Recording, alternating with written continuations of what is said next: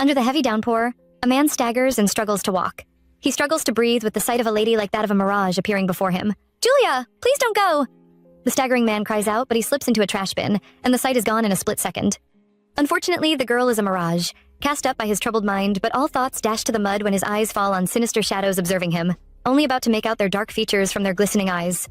Backtrack to an hour ago, and the Moondance Diner is a mess from the wrath of rain against its roof and cars, coupled with the lightning that spreads its tentacles throughout the sky. A soft, feminine voice scurries into the kitchen, approaching a giant man who shows no mercy to the animal in his hold. A second later reveals a beautiful blondie with a fallen expression as she pleads with her boss for an advance payment. Meanwhile, his cold, impassive demeanor screams at her to turn and run for the hills, especially when she mentions her daughter. He gives her the shocker of a lifetime when he slams his hands on the counter with disturbing effort, but turns into a big crybaby, crying about her sick daughter Luna and cheating husband. Wearing a warm smile, she defends her husband against the bullets shot his way. However, after a little thought accompanied by a long sigh, he agrees to her pleas, though informs her of his last act of generosity. The blondie is greatly overjoyed and relieved, thinking of Luna's prescription for the month. Furthermore, he becomes a motivator in seconds, saying something about the aspire to perspire of the motivation course, ensuring she keeps a healthy mentality and happy household, but she knows better than to achieve all that without money. On her way out, she tells him to have a lovely night, but before she makes it past the door, he calls her attention to the food stain on her shirt. "Wait, Olivia," he screeches, making her check the stain out, and she opts to have a change of outfit when she remembers the possibility of bumping into Max. Shortly after, we see Olivia Moore taking a stroll back home when she comes upon a semi-conscious body. A bunch of questions run through her mind as she battles leaving. Nonetheless, she gets terribly shocked when she sees a livid crimson leaking out of him. Out of reflex, she reaches for him, concerns wearing every inch of her profile as she questions her concerns. The young man in despair stares at her with blurry eyes but catches her off guard when he grabs her wrist, making her properly straddle him, and then he begs her not to leave without him. Back in the apartment, Olivia Moore supports him, dragging him into her apartment. He bumps into the table, causing a piece of paper containing a note from Max to drop out of sight. He slumps on the couch, still reeling from the tingling pain of the wound, while she wonders what she is thinking to have brought a stranger home. But she gets defensive, knowing it inhumane to leave him to die when he desperately needs help. Slapping herself from her overzealous thoughts, she moves quickly, flicking open his buttons. She takes in the muscular sight before her, but flinches when she spots the cut. Olivia Moore finally comes to a resolution to contact the paramedics after observing how bad his situation is, and what happens next has us gasping, in shock. At that very moment, his eyes pop open, grabbing her to straddle him in quick movements, shocking her to the very bones. She curses at him while trying but failing to get away from his grasp. However, he tightens his grip, leaving her confused as the phone rings continuously until it drops with reckless abandon. Locked in intense eye contact, she wonders where her control has dashed to, becoming fully aware of her willing body. Their faces inch closer, even as she takes in his handsome, muscular features while their hands become touchy. Her phone beeps with a birthday message, but that doesn't distract the needing duo just as they lock their mouths in a kiss. The sky thunders with a heavy downpour, which does nothing but intensify their accidental makeout session, ripping her clothes in a flick. Moving forward, something strange happens when we catch sight of bullets falling off from the wound. The macho gender gets lost in his thoughts, recalling a familiar voice that accused him of ending Julia's life as he stared at her lifeless form, and he instantly jolts back to reality with the name Julia, parting his lips. It's like a spell is broken as he fully becomes aware of his surroundings and the woman straddling him in such an immoral position. Wondering what had happened, he reflects on the earlier events of getting crashed into on his way home from a brief meeting. His driver was enraged, cursing and screaming. Meanwhile, he caught sight of Julia's ghost walking in an alley, and out of shared curiosity, he shadowed her. As the idiom, "curiosity kills, the cat goes," he ran into a bunch of thugs who launched at him. Unfortunately, defending himself got him shot severally, and returning to reality, he feels the sore spot already leaving a fading mark in its wake. Observing Olivia more closely, pulling her to himself and sniffing her in an almost desperate manner, even though he can't help but wonder why she smells so familiar, like Julia. Oliva heats red but stops him before he can continue his actions, trying to make something of the awkward situation that they are engulfed in. Moreover, in quick movements, he flips her onto her back, pinning her with an intense glare as he questions her identity and the reasons for her actions. Moving to a different location, we get a glimpse of the picture frame sitting prettily on the table, but soon enough, we also catch sight of a masculine body in a hot, steamy bath that has us on the edge of our seats. The redhead could pass for a demigod, and that is a fact he is completely ignorant of since he is submerged in thoughts of Olivia. A loud bang slams the door, followed by a scream of his name, Max, filling the air. He recognizes the voice as Olivia's as she bangs furiously on the door until the handle falls off with reckless abandon. Pumping with adrenaline, he rushes to the door, flinging it open to reveal a traumatized Oliva trembling, and he cradles her with a look of concern mixed with curiosity. She points in the direction of her apartment, and seconds later, we see the duo in her living room, which is now a madhouse. Unfortunately, the man from earlier has vanished, leaving her in awe. Sudden confusion kicks in as she begins wondering about the possibility of it all being a dream, but then again, she spots the blood smear on the couch from the position he laid earlier. Moving on, Max is highly concerned, suggesting they call the police, but she waves him off, expressing how fine she is, blaming the entire experience on the poor wind. Meanwhile, she knows better than to involve the police as it means missing workdays in a row, especially after getting an advance from her boss. Max doesn't buy her explanation, taking a look around the madhouse, or so it seems, but he decides to let it slide since he isn't in any sort of relationship with her. Although he informs her to hint to him whenever anything goes wrong, and she has never been more grateful. However, before the redhead finally takes his leave, he asks Olivia Moore out for a date to the movies the coming weekend, although not after pleading with her for his choice of clothing, but she declines his offer after giving it little thought. He finally leaves her to her peace, and for the first time that night, she takes a deep breath when she slumps on the couch. Now, in the midst of all this drama, a shiny object catches her line of sight, and she observes the tiny piece, reflecting on the ugly experience and wondering how he must have escaped through the window, especially in his condition. Shifting to a different scene, Damian Brown sits on his king-size bed in the almost dark room, nursing his injuries when a voice echoes from the doorway. He questions where he has been, but the fading mark on display prompts him to discover the cause. Damian Brown simply explains what happened in the alley as if it's no big deal, but it doesn't bode well with his driver as he screams at him for his choice of location. Moreover, the recovering masculinity seems totally unfazed by his driver's mini display of tantrums, informing him of the recent hallucinations. The man in the suit starts a mini speech about the doctor's instructions, and how he can't abuse the medicine since that will only trigger migraines and hallucinations. He further advises him to cut his dosages in a way that will still make him live like a normal human being, but Damian Brown dishes a side comment about the maker of the medicines and the level at which he deteriorates. But hold up, you won't believe what happened next, beholding a live transformation of a human into a werewolf. At the same time, he reminds Russell of how dangerous they are. In an age in which werewolves can no longer exist alongside humans, there's only one reason they have been able to avoid getting locked up, and it's all thanks to the drug ISP instinct suppressant pill, made from wolfsbane. In the past, the plant was used to kill werewolves, but Damian Brown's father used that same property to formulate a liquid solution that can suppress the natural werewolf instincts, and while he was trying to refine the solution into a pill, he managed to develop a number of new drugs. Lo and behold, that's how the pharmaceutical company TerraCure was born.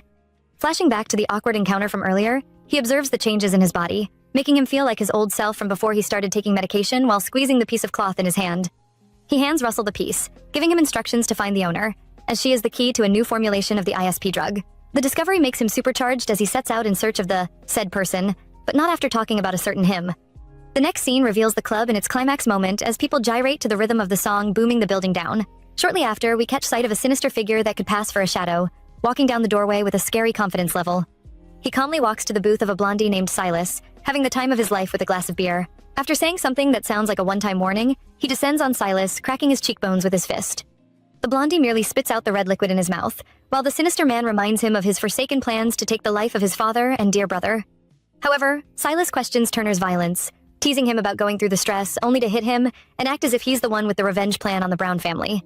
Getting infuriated by the blondie's world, he reminds him of his position as an immature help, instead of the wolf he thought him to be, and that is all that needs to be said to make him go nuts. He launches at Turner, but in return the latter patronizes his display of masculinity, compelling him to tag along with him since there are just enough schemes to plan. The following night at the bubbling Moondance Diner, we see Olivia Moore on a call with Minsoon while she hurriedly gets ready for work. They chat a little bit about Luna and her whinings, but good grief, she sleeps peacefully beside Minsoon. Olivia Moore informs her of the shirt's fate from the past day, but immediately promises to get her another. Minsoon's dramatics are outstanding as she screeches, immediately pinning the misfortune on Max, but the blonde head is totally over her friend's gimmicks as she sighs, a long, deep one. The brunette further raises a conversation about the status of her relationship with Max, but she insists on the status being a platonic one, ending the call in the same vein after saying their goodbyes. Whew, our leading female sighs, thanking her heavens for granting her an easy escape from Minsoon's matchmaking schemes, even though she has no time for such thoughts. Rummaging through her bag after possibly glaring lasers into it for the longest second, only to grasp the hard metal, her heart beating unusually fast as she flashes back to the events of the past night. Moving forward, she slams the door locker with an unforeseen strength, in a bid to distract herself from the mess her thoughts are slowly becoming. At that very moment, the door to the diner swings open, revealing Silas and Turner striding inside like they own the place. They take in the empty booths, alas, selecting one for a quick sit-and-plan session. Turner hands over a file indicating the first target, and also questioning his readiness to initiate the sacraments. But the blondie only laughs at his big game plans. Quite doubtful, he ensures that the entire process will go smoothly as planned, but his partner ignores his fears, describing their first victim. Silas confirms his suspicion of using him to make a beta, and Turner expands the horizon of his imagination, describing how unique the beta will be. However, he doesn't forget to tease him concerning his expression from beholding the last beta, and this takes the mood from 0 to 100, as Silas screams at him to zip his mouth, the diner thundering from him, slamming his fists so hard. Suddenly, he looks towards a door when a familiar scent breezes his nose, and in quick steps, he moves in the direction of that door. Flinging it open, he is startled by the lady before him, wondering what business he has with a human, just as he strides towards her. On the other hand, Olivia Moore is shocked by the male presence, screaming at him to go away and even threatening to call the police. He brutally ignores her, caging her in between his hands, and searches his brain for a reason that has her smelling like Julia. That is, after he has done a great job of sniffing her. Wriggling furiously, she screams at him to let go of her, but a more intense smell breezes past his nose, which he recognizes as Damian Brown's. And just when you think the situation is about to break into a full-blown opera of despair, it actually does as Silas begins panting heavily like he's about to transform into something out of the ordinary. We are shocked to see Turner at the crime scene, even as he screams at his partner to get his act together, which, unfortunately, is too late as he already started transforming, judging by the color of his eyes.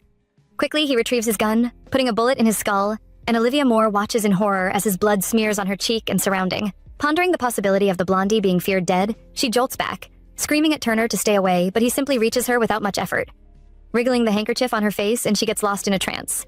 Nevertheless, a thunderous bang on the door jolts her to reality, and she gasps for breath, trying but failing to maintain her shock. Her boss pops in, inquiring about the reason for her absent-mindedness, but the traumatized lady simply recounts her experience, especially muttering something about guns and shots. She freezes looking around her to find everything intact like before, and she clutches her head when an intense headache strikes. Finding her display funny, he blames the migraine on too much sleep, but also informs her to put herself together as they have lots and lots of work to keep them busy through the night. Alas, Olivia Moore is left to her thoughts, which she reflects on, confusing her recent encounters with a dream as she sweats profusely. In another part of the city, a church located amongst bushes comes into view. Moving on, we are entirely shocked to see Turner in a priestly attire, as he carefully observes the bullets he had obtained from Olivia's keep. He ponders on the possibility of the almighty Damian Brown being shot, which confirms his health status as unwell, just as the rumors claim. Then again, he thinks about the messed up situation he had almost gotten himself in had he put an end to Silas, silencing him forever. However, he also wonders how the lady is connected to Damian Brown, making a mental note to look into her, but then, a loud voice echoes in the background, calling out to him. Quickly hiding the metallic piece and slipping back into his priestly mask, he questions Brother Andreas about his reason for stopping by the church on a Wednesday. A joyful Andreas spills the tea about inviting him to a play that he will be featuring as the lead character, scheduled for Saturday. Furthermore, he introduces the scriptwriter and Max takes the hint, properly introducing himself and patronizing his sermon. The young men offer a chat about their friendship, the priest only speaking when he questions Max's area of interest in his job as a reporter. The redhead speaks about running after celebrities, at the moment making the men share a quick laugh, and Andreas, already bored of their conversation, cuts into it. He gets back to persuading the priest, even making mention of the VIP seats had secured, but priest's answer remains as before, talking about his busy weekend schedule. Giving up, the young man walks away, bickering about a certain single hot mom that he had invited, turning different shades of red when he announces the status of their relationship as just friends who wish each other well, and Andreas makes the final joke as they exit the church, laughing hysterically. The next scene reveals Minsoon pestering Olivia Moore about her date, but Olivia Moore is lost in thought, still reeling over the dream that appears too terrifying to be true, and Minsoon screams at her, jolting her into awareness of the world around her. She brings Luna into her detective job, using the poor little child to snoop around her mom's dating life. Olivia Moore immediately replies to her daughter, letting her know that she is too preoccupied to be in a relationship, but Minsoon strides into her closet, coming back with a stunning outfit.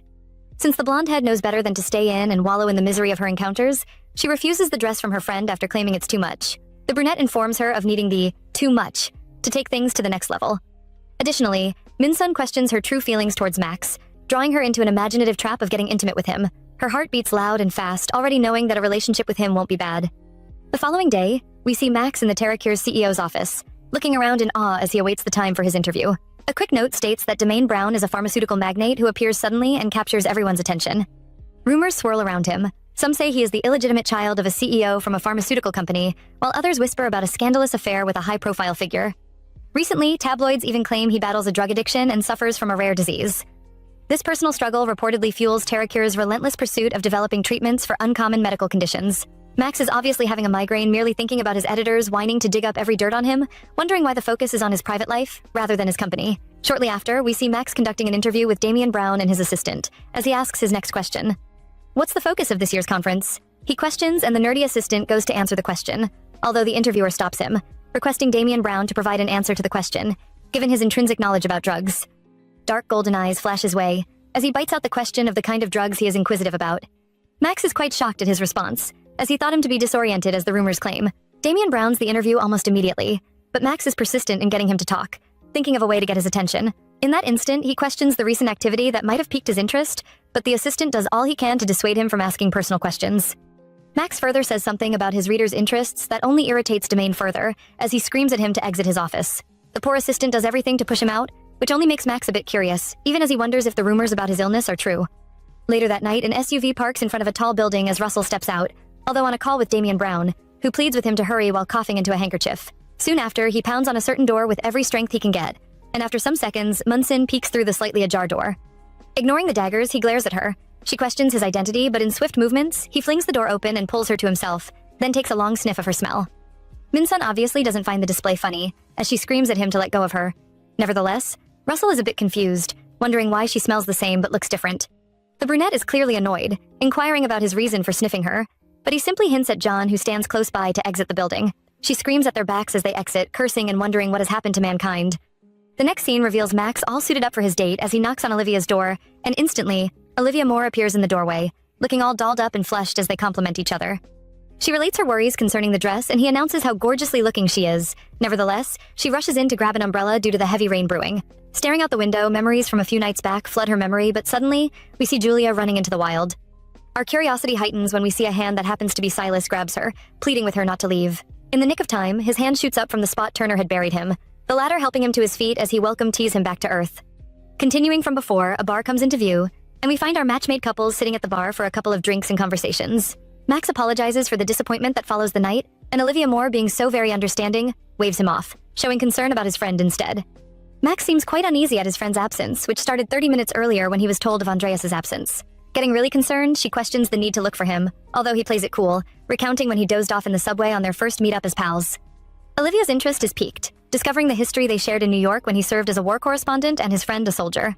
Furthermore, she questions how he ended up in the situation, and he briefly recounts his past, accompanied by Daddy's issues, which connects to his present life with his family, completely unaware of his whereabouts. Taking a deep breath, Olivia Moore relates to his experience, also recounting her past when he pries further. Showing little emotions, she recounts her childhood, making mention of the death of her parents at a very young age, which ignited her decision to become an adult and a parent as quickly as possible. She doesn't end there, also recounting the inner peace she felt when she met her husband and then Luna after some time later. Continuing from before, she voices how she had met her husband buried deep underground 8 months later after he had proposed to her. She talks about Luna's predicament, after being born prematurely with a terminal illness that is without cause, and also blaming herself for bringing a child into her dark world. The next scene reveals a lifeless body being butchered by a white werewolf when Turner calls out the name Silas. He screams at him to hold on, but transforms into the beast when he sees that Silas is completely nuts. Silas points out the lifeless body, seeking a way forward, and Turner informs him to patiently wait for 3 days, when the body will be taken to a morgue, making it a lot easier for them to access. Although Silas is exasperated with his Bible talks, he hears him out as he rambles about a werewolf rising on the 3rd day. However, Silas diverts the conversation to the lady from the diner, informing Turner to treat her matter with urgency, because her thoughts alone drive him to the brim of madness. Back in the bar, Olivia Moore basks in the deafening silence, hating herself for talking about her husband, and only then does she notice the ring on her finger, which makes the situation even more awkward. "Olivia," Max whispers, informing her of the wine smear sitting pretty on her lower jaw, and she slightly panics, turning a dangerous shade of red, but he offers to wipe it off. Now, in the midst of all this drama, they stay locked in each other's eyes, and her heart does a thing of its own when it begins to beat loud and fast. Breaking the eye contact, she decides to call it a night. Nevertheless, he covers her hand and squeezes reassuringly, voicing out their happiness as his priority, but she wonders if she really deserves happiness. Trying her best to remain calm, he whispers her name and she pecks at him in response, but carried away by the euphoria of the moment, she leans into his embrace and kisses him to her heart's content. After a few seconds of a breathless kiss that leaves them yearning for more, Olivia Moore informs him of her intentions to achieve something with him. However, a great deal of confusion flashes across his face, but soon he realizes what she implies, smiling at how lucky he is. The clattering of bottles reveals what she desperately needed to do. "Nice shot," he compliments her, also confirming his suspicion as she announces her race for bowling ever since she overheard her friends talking about it in middle school, simultaneously popping a drink open and handing it to. Olivia Moore admits to having never gone on a proper date, and guess what? He also admits to the fact, making mention of studying as a hindrance. Suddenly, she grabs his hand, suggesting they make a bet for the loser to grant the winner's wish, and that's all they need to do, to unleash the athlete within them. The duo plays hard until they are out of breath, and Olivia Moore falls to a chair, questioning Max's bowling skills since he can pass for a professional. Simultaneously putting her heels on, he announces that it's his first date bowling but has been bowling much since before, and she feigns a mock cry of being tricked, which only makes him smile even more. Watching him care for her leg, a sad smile briefly mars her face. Nonetheless, she brushes it away and asks what he intends to wish for. On the other hand, everything happening at the moment is a dream come true for him, and he questions what she would want him to wish for, cupping her face. The next scene reveals the soon-to-be couple in an intimate moment as he peppers her with unending kisses. Moving on, she stops him, talking about washing up due to sweats from the bowling, but then he suggests bathing alongside her, which makes her gasp with uncertainty. Max, not able to deal with uncertainties, suggests that they take things to the next level. Almost at the same time, her phone rings with Minsoon's call. The sweet moment is cut short when her friend informs her about Luna being in the ER due to some seizures, and shortly after, they are seen in the hospital, just as Olivia Moore demands what is happening to her daughter. Minsoon feels miserable at this point, as she explains to her friend what had led to her daughter's seizure, and about that time, the doctor announces she had just fallen asleep. He further explains the state of her illness and how difficult it could be for her to regain consciousness. Olivia Moore staggers due to shock as she buries her face in her hands and sobs for her daughter's pain. Moreover, Max suggests that Luna be sent abroad for treatments. The doctors simply let him know the impossibility of administering the treatments without being aware of the root cause, but this only enrages him as he enters into a heated banter with the doctor. The doctor makes mention of the treatment of rare diseases, and he flashes back to his interview with Damian Brown and his assistant, becoming suddenly calm. He guides her out of the room to share his ideas concerning his recent discovery. Fast track some days later, Max enlightens Olivia Moore about the TerraCure pharmaceutical company, informing her of the company's conference meeting that starts at noon. He promises to reserve her a spot to ask questions, and she has never been grateful enough. However, she almost breaks down, beating herself for being the worst mother on earth and wishing she had done more rather than going on a date when her daughter needed her the most. On the other hand, Max ensures that she doesn't blame herself, taking it upon himself to save Luna, regardless of the medical bills, making her break down even more. The next scene reveals her in the woods, as she catches sight of a wolf hovering about her, and due to instinct, she runs through the bus path for safety, although wondering why she acts strangely. Suddenly, she spots Damian Brown at the far end, instantly recognizing him, and she jolts awake, her line of thoughts a mess as she wonders why he appears in her dream yet again. Back in the TerraCure pharmaceutical company, Damian Brown and Russell share cold pleasantries, and the latter explains the reason he could not accomplish the mission of finding the mystery woman. He blames him for giving random shirt pieces and not-so-detailed descriptions. Meanwhile, Damian Brown battles giving up as they both step into the filled elevator. Chatters and side comments of his name fill the air, and when Olivia Moore spots him, she flashes back to the night but knocks herself out of every thought that has to do with that night. However, she can't neglect how fast her heart beats, and at that very moment, Damian Brown sniffs her, immediately looking around for her. Unfortunately, the elevator dings open as people exit, disrupting his search. He orders the cancellation of the press conference, announcing his intent to find her since she is likely to be around the vicinity. Russell suggests that the search be done afterward, to tame the rumors in circulation, which he concurs with, but offers him strict warnings to search the entire building and bring her to him, while he takes care of the conference. Amidst the chattering, Olivia Moore is wrapped in the thoughts of the man from the other night, comparing the striking resemblance between them when a call from a friend of his comes through. He excuses himself immediately, ignoring the conference that has just commenced, and to her greatest surprise, Damian Brown speaks to the public, the man from the elevator, and the man from a few nights ago. He continues his speech, bearing good news about the hope of TerraCure to those suffering from rare disease cases, creating a world with hope to live as normal humans. Meanwhile, she watches the screen with hope, her eyes glistening with unshed tears. What? Max screams from the shock of the news about Tommy's whereabouts. The caller informs him of his friend's body lying cold in the morgue, and at this point, he can't get himself together, flinging his phone in a manner that shatters the screen of his poor car. Continuing from before, the conference is quite rowdy, as the press burdens him with loads of questions about TerraCure and its so-called hope. Feeling extremely dizzy, he musters all the strength he can find to get through the conference, already wishing Olivia Moore was by his side to cure his illness. Russell hints to him of her absence from a far end, and he takes it upon himself to find her, especially as he had caught her scent earlier on. Unable to hold himself any longer, announces the TerraCure's lead scientist who will be in charge of answering their question, exiting the stage at once. Side comments fill the air about his health, the rumors only increasing with each passing second. Olivia Moore wonders if he is leaving, taking it upon herself to speak to him before he leaves, but when she gets to his office, she is blocked by a security personnel who demands her entry pass. She informs him of her friend, who happens to be with it, wondering where Max must have run to, and in the nick of time, Russell instructs another to supply some essentials to Damian Brown. Adding to this, he listens to the conversation between the man and Olivia, as she begs for a few minutes with Damian Brown, immediately taking note of her blonde hair. The next scene reveals Damian Brown in his car, sweating profusely as the pain ricochets through his body, and you wouldn't believe what happens next. A body that looks like Olivia's is thrown next to him, and even as her screams are ignored by the masculinities, Russell informs Damian Brown to quit blaming him, since he has done his part. At the mention of Damian Brown, she stills, immediately turning to him and wondering what he's doing there, however. He notices the drastic change in his system as everything returns to normal as it did the very first time they had met. He leans into her, pinning her with a stare that makes it hard for her to move, but she gets a grip of herself, expressing her intentions of wanting to meet with him. As expected, the paparazzi trailing after them can pass up for sneaky bastards as they mount the car with their cameras and microphones. "Is she your girlfriend?" One of the men questions as Russell gets infuriated by them, merely giving a warning about his rusty driving skills before he slams the engines.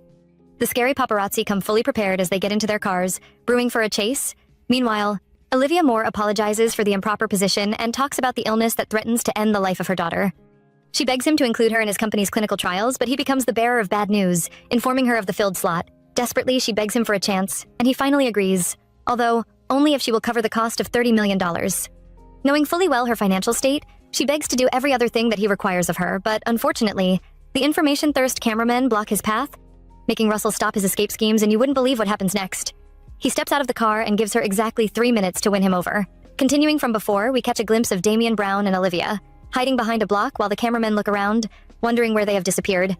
They make mention of Olivia Moore being a major scoop, mostly because she is a new face in his world, while the duo eavesdrops on their conversation. He inquires if she's done with trying to convince him, and she bites back, stating the 3 minutes isn't up. Coming to a firm resolution, she announces to pay back the money for the rest of her life, but he calmly reminds her of the impossibility, even though she works till the day she dies. Not giving up to his smart mouth, she grabs his shirt and voices something about saving his life, her eyes begging him to reconsider, but the devil's spawn simply informs her of the remaining minutes left. Getting infuriated, she tells him to state his wants, bearing herself to him. Hypothetically.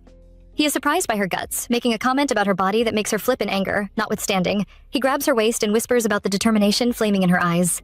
In quick movements, he hoists her over his shoulders and ignores her girly screams and gasps, but he simply informs her to hold tight, and just when you think you've seen it all, he does one of those superhero jumps that gets them to the rooftop, except his cape appears to be missing. Olivia Moore is the definition of awe, as her head still reels from what she had just experienced. Russell scolds him for being a bit late, but Damian Brown counters him with a suitable reply, and with that, they make their way to the airport. Not after she had made a fool of herself by mentioning the plane tickets.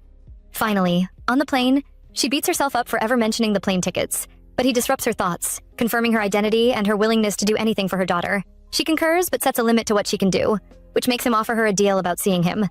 But hold up.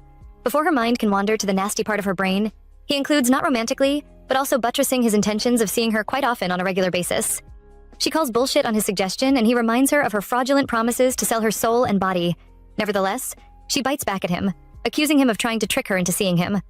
However, he reminds her of her daughter, which makes her rethink her decision, and finally she agrees to the deal. In another part of the city, Max makes his way to the morgue, where an attendant attends to him, and soon after, Tommy's body is revealed to him.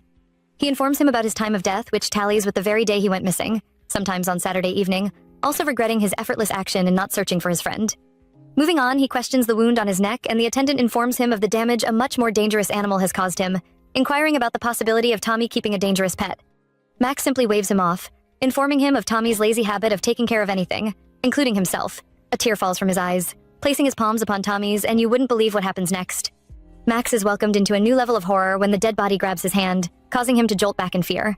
Pointing to Tommy's hand, he accuses the lifeless body part of grabbing him, and in turn, the attendant blames it on a post-mortem spasm that happens from time to time. Max seems sure of what he just experienced, but the other informs him to allow the dead to rest in peace as he shows him out of the morgue. Days later, we see Olivia, Minsoon, and Luna stroll into a gigantic hospital room that could pass for a hotel suite, just like Minsoon had said. Little Luna questions what she means by a hotel suite, but the lady simply tells her that it's a room filled with candy and laughs out hysterically. Olivia Moore bites at her to refrain from confusing her little brain, although she is finally happy that her daughter gets the treatment she deserves. The brunette screeches when she sees the famous Damian Brown, who just happens to be the talk of the city at all times and seasons. The ladies confirm their familiarity with the name as he talks to a doctor, possibly about Luna. Obviously, after the ugly encounter with the cameraman from the other day, Olivia Moore isn't completely shocked to see a blurred picture of her and Damian Brown splashed across all blogs and tabloids. Literally anything readable. Minsun guesses the blondie in his car is his girlfriend, but Olivia Moore counters her, not accepting the lies, which gives her away as the brunette figures that it's her friend's pictures splashed across the entire internet. Olivia Moore simply tells her to check back later for an explanation when Dr. Allen strides into the room, introducing himself as Allen, who is completely in charge of Luna's treatment. Olivia Moore also introduces herself, even though she can't help but notice Damian Brown's low demeanor. However, Dr. Allen invites little Luna for her first checkup, and the little girl does everything in her power to ensure her mother tags along. Just as they are about to take their leave, Damian Brown demands an audience with Olivia Moore, and she tries but fails to use Luna as an excuse to avoid him. When Minsun steps in for her and she glares daggers at her only friend, he strides in the direction of his office and she follows suit.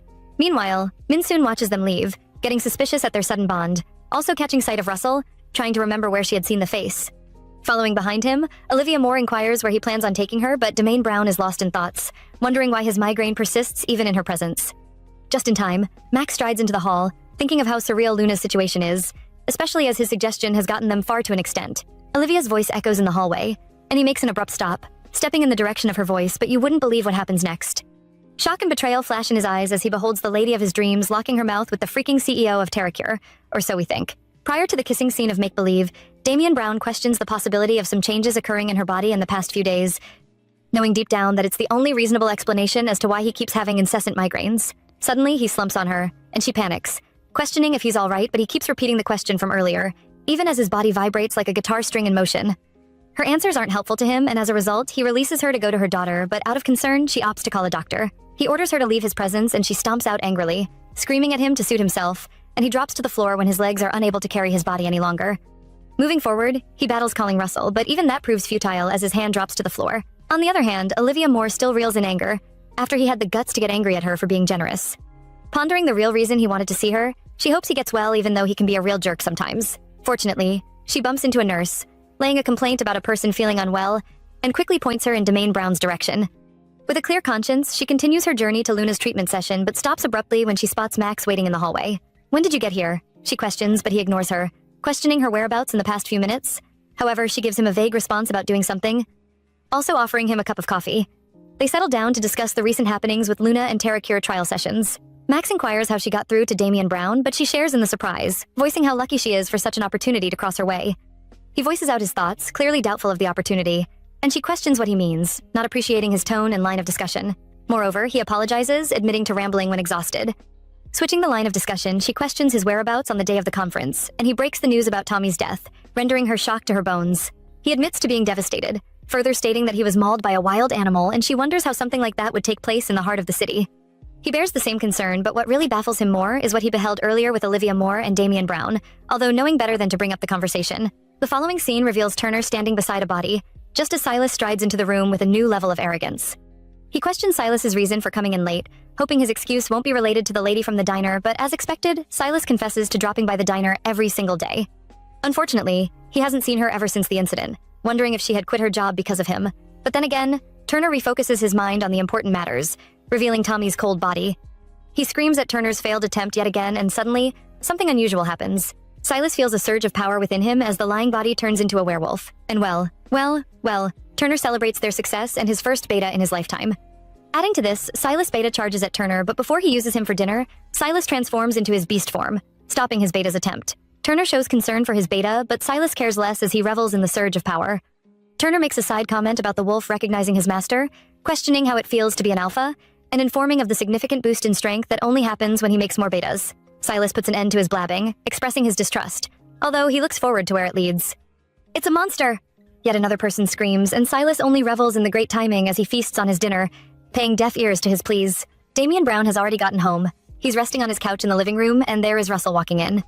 Russell is thanking the nurse lady that called him earlier to bring him home, and Damian Brown asks him in question who that was. Then he calls her name, Olivia Moore, and then Damian Brown is kind of impressed, but he's not showing it off in his reaction. Anyways, Russell goes ahead to suggest canceling the upcoming conference, but Damian Brown declines, saying he is going to try to make it and it shouldn't be canceled. Damian Brown tries to sit upwards, but the side effect of the drugs is getting the best of him. Moving on, Max and Olivia Moore are packing up a little stuff for Luna. She picks up a few things and puts them in the bag. Max picks up a doll and asks if it is going to be of any help. She nods and collects the doll. She proceeds to tell the story behind that particular doll and why it's so precious to Luna, but then again, she just keeps quiet, and then Max holds her hands to reassure her and make her feel comfortable enough to speak up to him. She is about telling the story of how Luna had her first seizure when they hear a knock on the door. Knock knock. Max walks towards the door to go see who that is. As soon as he opens the door, he sees Damian Brown. Instead, he is shocked. He asks Damian Brown what he's here for, and he replies, "To see Mrs. Olivia Moore. Is she home?" he asks. Max is pissed because who comes to see someone around this time? He tells Domain Browntoe to say whatever he wants to say at the door, but Domain Brown refuses to do so. Instead, he questions Max why he is at Olivia's place. Then Olivia Moore steps forward. She invites him inside because the atmosphere is kind of tense. Max is really pissed. You can see that in his body movement. He wonders how they've known themselves this much for him to stop by her place anytime he feels like it. That pisses him off the more, so he tells Olivia Moore that he's gonna go and they can meet up at the hospital. Olivia Moore tries to explain to him, but he just stumbled off. Damian Brown isn't even helping at this point because he's the cause of what just happened. Olivia Moore tells Damian Brown never to show up at her house unexpectedly again. He agrees and asks how she proposes for them to meet. Well, they're going to figure that out. Olivia Moore looks around in confusion, wondering what the papers are for. She questions him about their need, and he informs her of the contract they are to be signing, which explicitly outlines everything contained in the contract, although she wonders if any of that is necessary. However, a line in the contract specifically catches her attention, as she reads aloud, "Olivia Moore will comply with all instructions issued. B.Y. Damian Brown?" But he simply tells her that it is what it is, being an extreme jerk by offering her a pen to sign the contract. She refuses to sign it, but looks in the direction of a teddy bear that reminds her of her daughter, and taking a deep breath, she questions if he will do right by her daughter, and he reassures her. Immediately, she snatches the pen from his grip and signs the contract. Nevertheless, He strikes up a conversation about doing something with him, hence the contract is up and running. Olivia Moore is clearly fed up with his unending requests, slamming her poor hand on the innocent table just to drive her point. He reminds her of the first day they met, tossing his suit jacket on the nearest handle, also questioning where their actions had happened, just as he flips open his buttons. She questions his intentions, and he simply lays out his intent to retrace everything that happened that night. He sits in the same position and grabs her, observing the shirt she wears. And guess what? She changes into the torn change and settles beside him. The duo stares at themselves in an awkward moment, given his instruction, but he finds it strange as he wonders why his body remains the same as it was in the hospital, also wondering about the lack of rainfall. Shifting to a different scene, we see Max all best up about Olivia's sudden bond with Damian Brown, thinking of informing her how dangerous he is, but he simply blames himself for suggesting Terracure for Luna's illness. A call comes through his phone and he picks up but is suddenly infuriated when the caller informs him of Tommy's missing body. The latter apologizes for their inefficiency, further informing him of the measures taken to locate it. Max lets him know that he is on his way, but the caller waves him off. However, he flashes back to Olivia's relationship with Damian Brown, concluding to see for himself what is going on.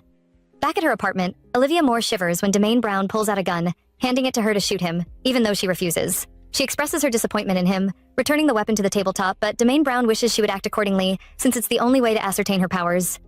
He reaches for the weapon, and when she refuses, he informs her to heal him as she had done before, but Olivia Moore stares at him dumbfounded, wondering what he rambles about.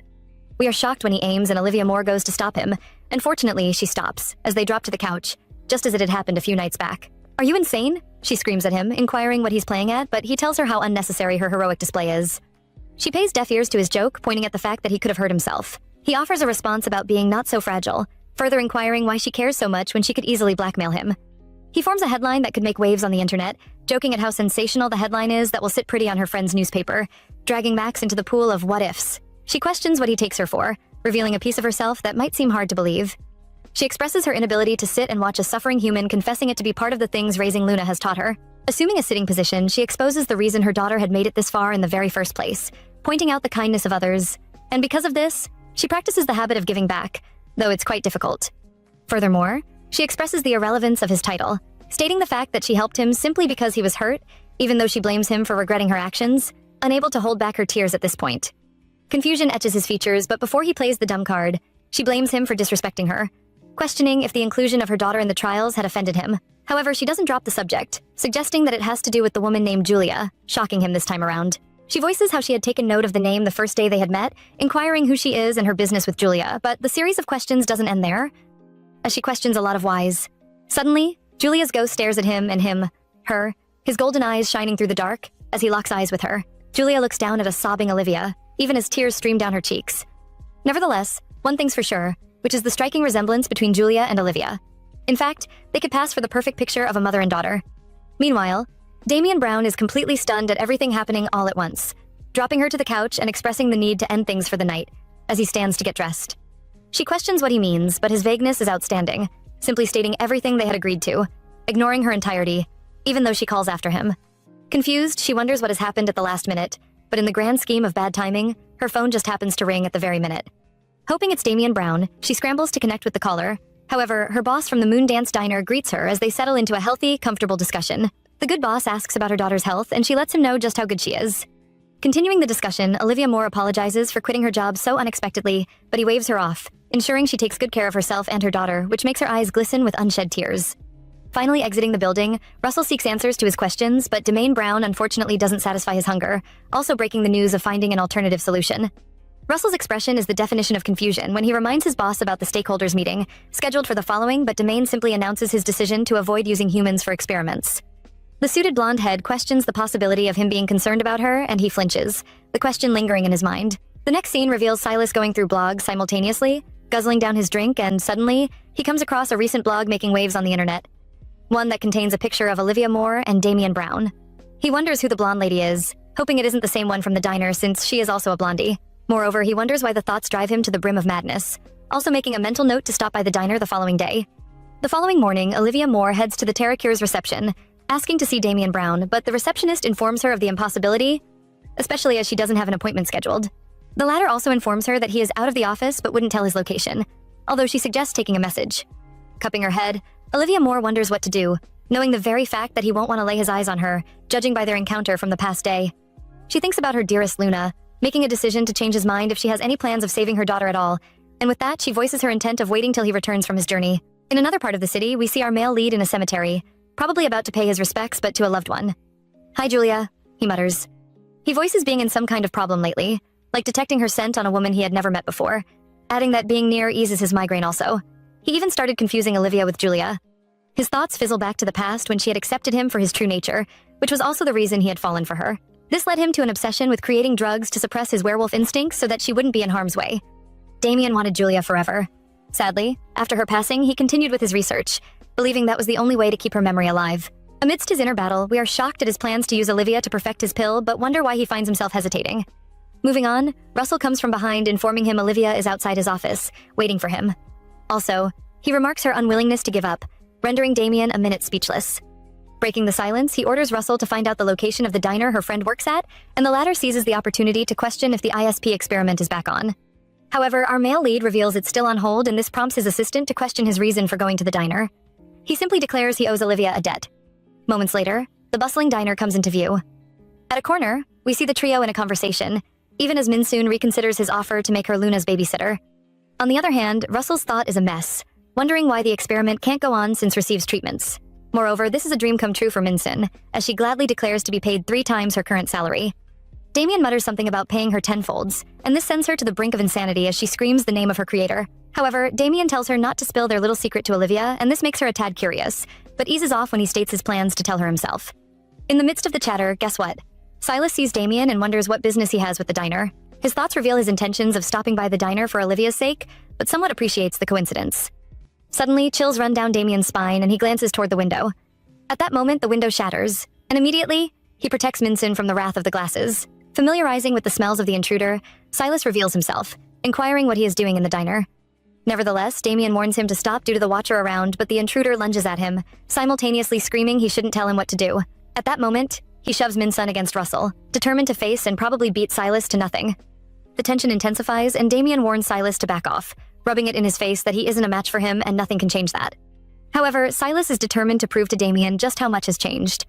As expected, Damien beats the shit out of him, holding him to surrender as he applauds his improved strength. He hints at the position he holds in the family as his older brother and head of the family. However, before Silas fires a comeback, some watchers recognize Damien, taking a photo of him and making a run for their dear lives. "Russell," Damien barks, and the blondie voices he's on it, going after them. Without warning, Silas claws at him, catching him unawares. In the following scene, a car speeds off and the car watchers from the diner are in awe, expressing their plans to bid the photo out to the press.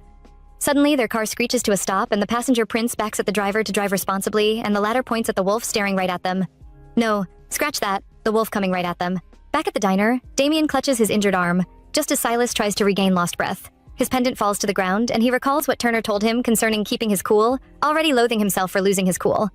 Furthermore, he warns his brother to keep his distance, but Damien reminds him that he bears the Brown surname, and they will always be willing to receive him with open hands. Still, Silas is adamant, accusing him of being the sole reason for leaving the family. Threatening him, he tells him to enjoy his position as the head while lasts, revealing his intentions to dethrone and end his life. Once again, the Earth's peace is restored and Damien is left to his thoughts. He wonders what happened to his younger brother, reeling in his renewed strength. Suddenly, his phone rings, and on the first pick, his secretary breaks the news about Olivia's refusal to head home, at least until she has seen him. Fast forward an hour later, Damien strides into Terracure Pharmaceutical, coming across Olivia's sleeping frame at a corner. He wonders if she had actually waited for him all through the day, and a mumble of Luna escapes her lips. After a hesitant moment, he carries her, recalling Silas's revenge scheme and the possibility of her being caught in the crossfire. Realization strikes, and he draws a conclusion to end all arrangements with her, even though that will delay the development of the new ISP. The following morning, Russell interrupts Damien's chat with his secretary, emphasizing the need to call off the stakeholders meeting. Confused, Damien questions what on earth he is talking about this time around. However, Russell flashes his screen, announcing the incident at the diner on the front page news. The shock on Damien's face is way too obvious, and he loathes the headache that accompanies it. Preparation of the stakeholders meeting is in full swing. Russell, however, tries to convince Damien to call it off, since it would only worsen looming scandal. Still, Damien remains adamant, and the blondie wonders aloud what happens if he collapses on stage. Our male lead explains his reason for not calling it off, and Russell suggests he brings Olivia over, just in case something happens. Meanwhile, Olivia stands in front of Luna's room, feeling a bit sad over not having a sit-down with Damien. She can't help the eerie feeling running through her veins when she recalls she had fallen asleep in front of his office, but now wonders she awakes in Luna's room. "Olivia," Max calls out, zapping her out of her sea of thoughts, and she inquires what business he has there. He spills his intentions to talk to her concerning something important, and she's all ears, suggesting they sit. "What's going on between you and Damien?" he questions, shocking her to the bones. Additionally, he mentions Damien visiting her late at night and wrapping his arms around her, hoping it counts for some evidence. However, she quickly explains the situation with him, almost unconscious, and indicates his reason for visiting her late at night was for Luna's sake. Yet, she confesses to wishing things were like he had imagined, almost breaking down at the thought of Damien removing Luna from the trials and avoiding her guts. Feeling sad for her, he holds her hand reassuringly but drops a bombshell. He warns her about Damien, voicing how dangerous he is, and this throws Olivia off the edge. In the midst of the looming chaos, Min-sun appears from absolutely nowhere and calls bullshit on everything Max had just said. She announces she witnessed the entire incident, accusing the thug Silas of attacking Damien out of the blues. Olivia is in awe, even as she demands to know his business at the diner, and that's when Luna spills his plans to hire her as Luna's babysitter. She adds that Luna will need someone to look after her, also adding the salary raise. Just then, realization strikes, remembering his exact words to keep their little secret from Olivia, but Olivia is out of this world as she reconfirms what Min-sun said about Luna's treatment. Moving forward, Olivia slumps in relief, simultaneously wondering why he changed his mind. She declares her need to see him immediately, but Max informs her of the stakeholders' meeting currency going on and offers to take her later in the day. Nevertheless, she is adamant and voices her intention to wait until he's done. In the next scene, the moderator declares the commencement of the meeting. We are not surprised to see Russell and Damien in a friendly banter before the latter is invited to the stage, despite his friend's warnings. Up on the stage, Damien's uneasiness is way too obvious. As he clutches his head, the dizziness takes over. However, the bright lights of cameras and unending questions from the press do nothing to help the uneasy feeling. Russell springs up to his feet on seeing how bad it gets, and Damien, on the other hand, is about to lose control. The blondie dashes towards his boss in a bid to maintain the situation, whispering that he gets a hold of himself. Yet, his condition only worsens, as his wolf teeth start sprouting out. In the nick of time, Olivia slams the door open, revealing herself for the world to see. She dashes towards him, slumping before him and asking if he's all right. Suddenly, he can breathe again, feeling somewhat okay. Meanwhile, Olivia ponders why she can't seem to get him off her mind, their heartbeats sinking in oneness. Something deep down her gut tells her that he needs help, and she's the only one who can offer that help. At that moment, Russell interrupts the connection, questioning his well-being. He gives him a positive reply, and, in the same vein, orders him to take Olivia to his office. However, our male lead can't seem to think straight about how Olivia saved the situation, flooding his mind, as he finally comes to terms with who she is. As Olivia and Russell walk out, the information-thirsty journalists make an effort to go after her, but once again, Damien takes charge like nothing ever happened. Back in the office, Olivia reads the headlines following Damien's health condition about a rare disease, and piecing two and two together, she traces it back to his migraines. The office door bursts open in a second. Damien's profile fills the entrance, and immediately, she demands to know how he feels, and he renders a positive reply, thanking her even. Surprised at his reply, she rejects his compliment, instantly shifting the conversation to the proposition he offered Min-sun when he already planned on pulling her daughter off the trial list. However, he firmly assures her that Luna will continue with her treatment, even while the contract has been cancelled. Getting intrigued, she inquires about the reason he changed his heart, but his thoughts answer the question, referring to her selfless act from earlier and what she had said some nights ago. He clasps his hands, preparing to tell the biggest lie of the century, although partly true. He states how unsafe she is with him, which results in him canceling the contract, but once again, he reassures her about her daughter's treatments, informing her to consider it his way of returning her kindness. Okay, people, right now, Olivia is in a daze as she stares at him with her green pool, a tint of red staining her cheeks, but before she falls too deep, she springs up to her feet and says her bye.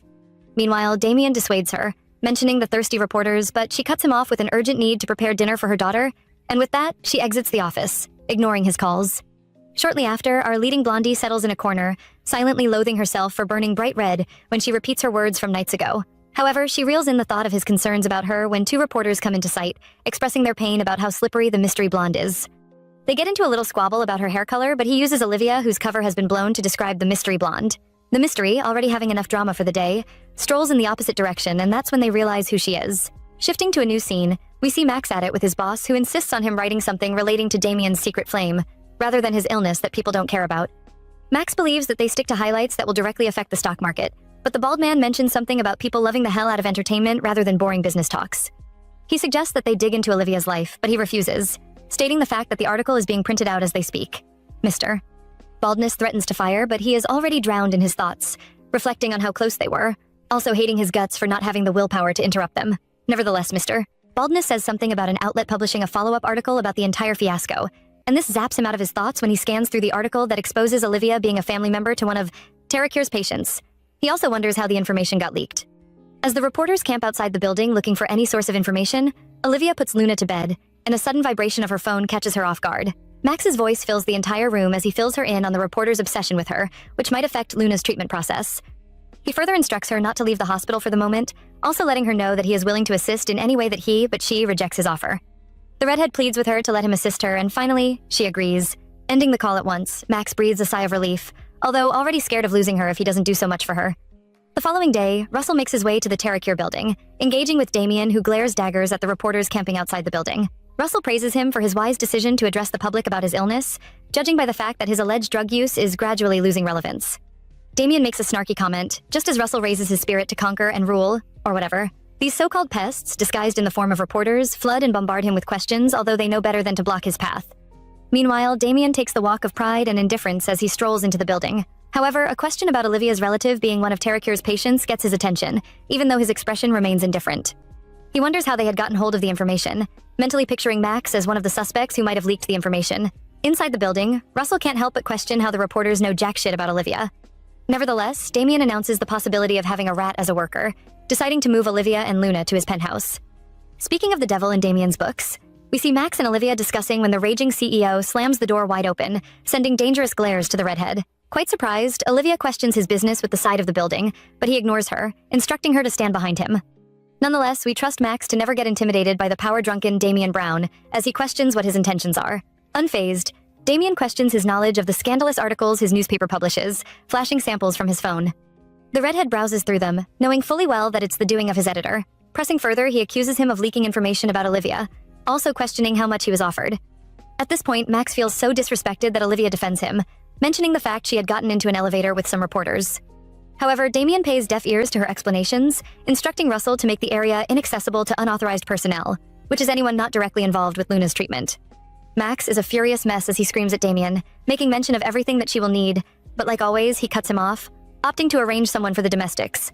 Olivia, who is tired of their back and forth, tells Max that she's fine, but he refuses to believe her, mentioning all the things that show she isn't. Unwavering, he suggests that they quietly exit the hospital using the back door, and Damien displays a show of masculinity, immediately grabbing her due to reflex, and offers her the penthouse option. In a manipulative tone, he explains everything she stands to gain by taking his option, also explaining the impossible state she will fix Max if the information of their friendship goes out. Olivia decides not to be the cause of his suffering, since he has already done more than enough for her. She takes in a fast breath and appreciates Max for his help so far, but lets him know that she's in capable hands. Damien doesn't entertain more conversation, spinning on his heels, dragging Olivia with him as she offers the redhead a sympathetic goodbye. Max is irritated, watching the way and manner he pushes her around, but is more concerned about her letting him exert such power over her unless there is more to the situation than she is letting on. He ponders harder. Moments later, we see our leading female having a much-needed alone time, even as she huffs in disbelief over her unbelievable reality. She wraps her head around how complicated things have gotten and seeks solutions from nowhere in particular.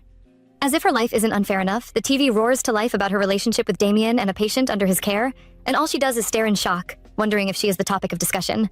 She wraps her head over the lies told against them when the TV switches off, and only then does she realize his presence. Damien assures her that her identity remains a secret, but she goes to worry about him. Moving on, Damien informs her to give up worrying about him.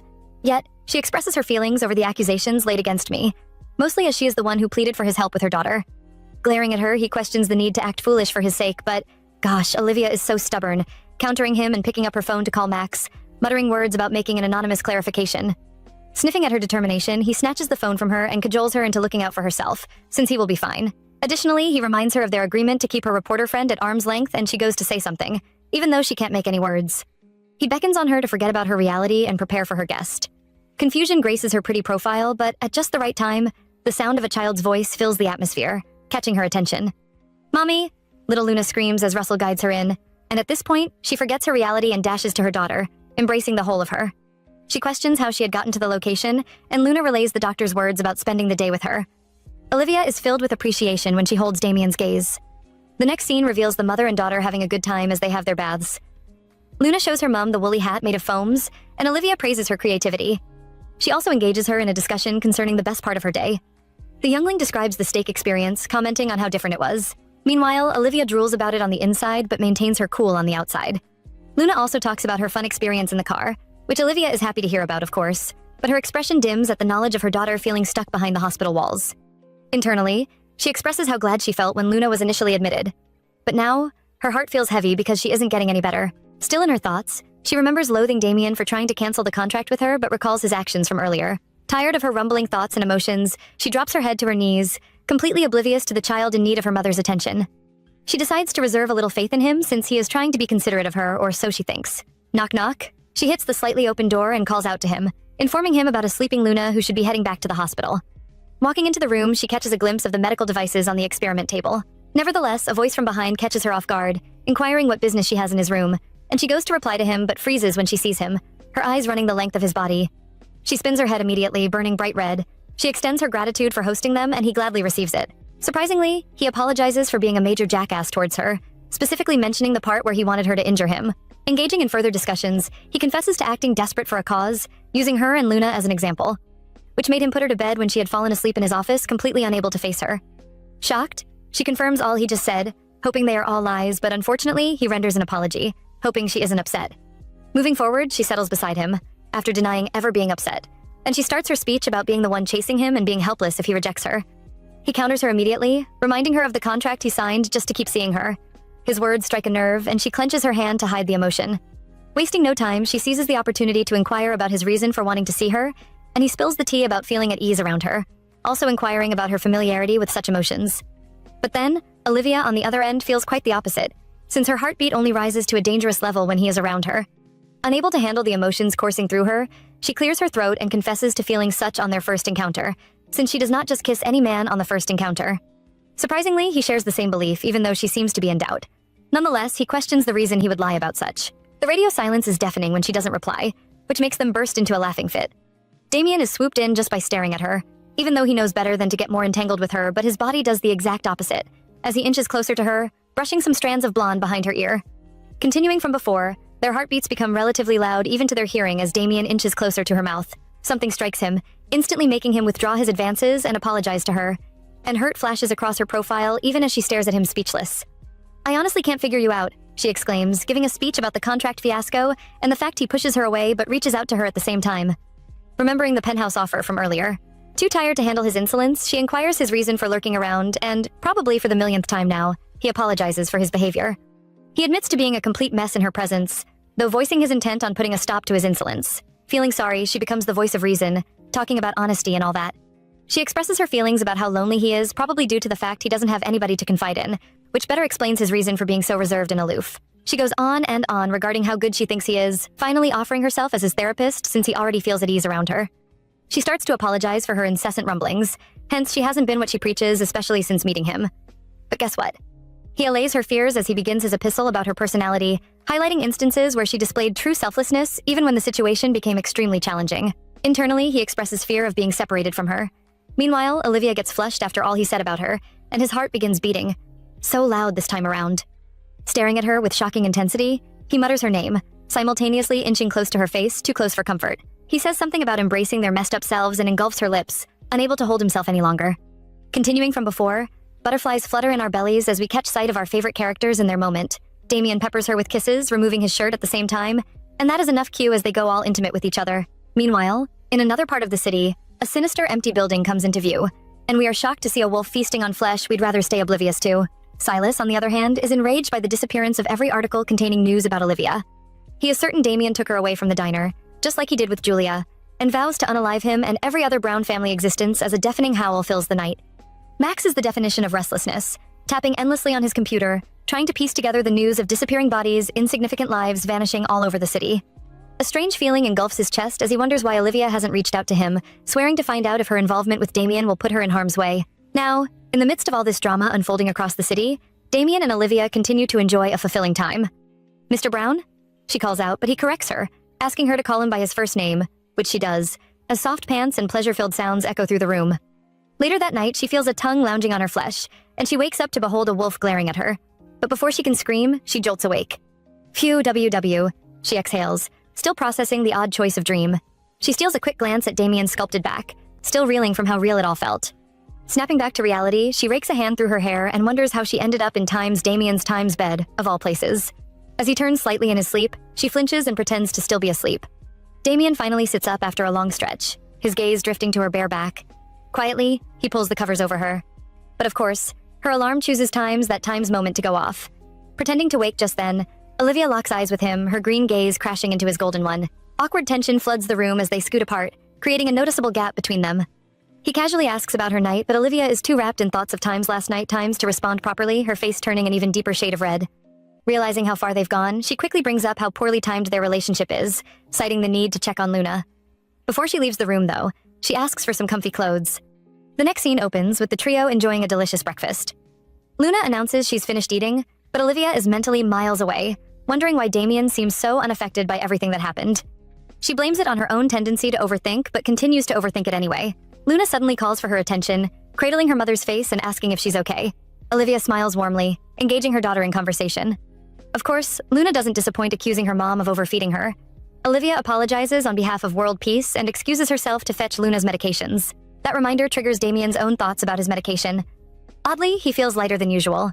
He wonders if spending the night with Olivia has something to do with it. Still, he refrains from jumping to conclusions after all. He doesn't know what might happen if he stops taking them. But one thought sticks.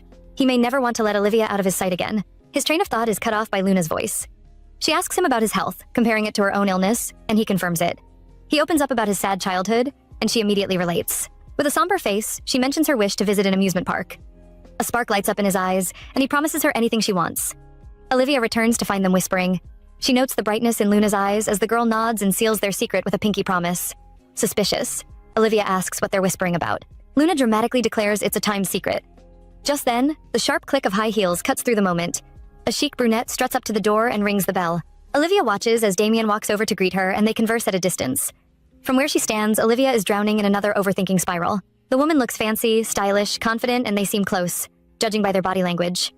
Trying to shake off any thoughts about Damien, Olivia focuses on Luna's trip back to the hospital.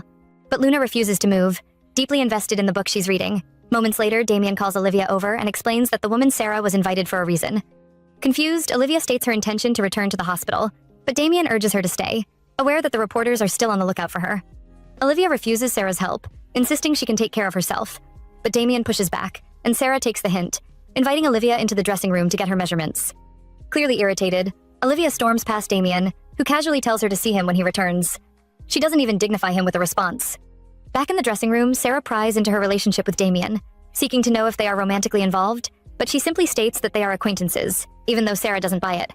She smells Damien's odor all over her, but Olivia's voice cuts through her thoughts, voicing her observation about Sarah and Damien's close relationship. Sarah chuckles and accuses her of lacking self-awareness, making a snarky comment about personal shoppers, girlfriends, and whatnot.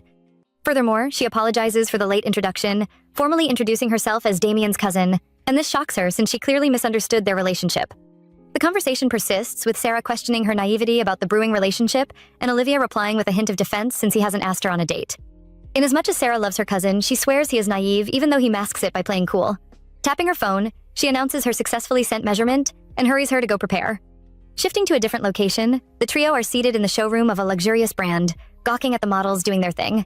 Olivia tries to hide her excitement, which makes her 3 times darker than the normal shade of red, while Luna squeals joyfully with reckless abandon.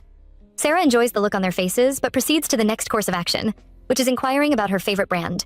The blondie confesses to knowing nothing about brands, as she mentally tries to guess the price of an item. Sarah shows her a sample outfit, urging her to try it on, and the party starts as she tries on some of the outfits. Back in the comfort of the penthouse, Sarah commends her for being a lavish spender, which technically, Olivia isn't, though she is informed that in Sarah's dictionary, pretty and buy it are greatly similar, although she now realizes this. The personal shopper also repeats Damien's exact words to buy her whatever she likes, and this only makes her grow softer towards him. Later that night, Damien and Russell stroll into his living room when his phone chimes with notifications from Sarah. She sent him some pictures of his new fantasy, but only the picture taken with Luna amuses him more, and Russell can't help but get suspicious when he sees his boss smiling for the millionth time.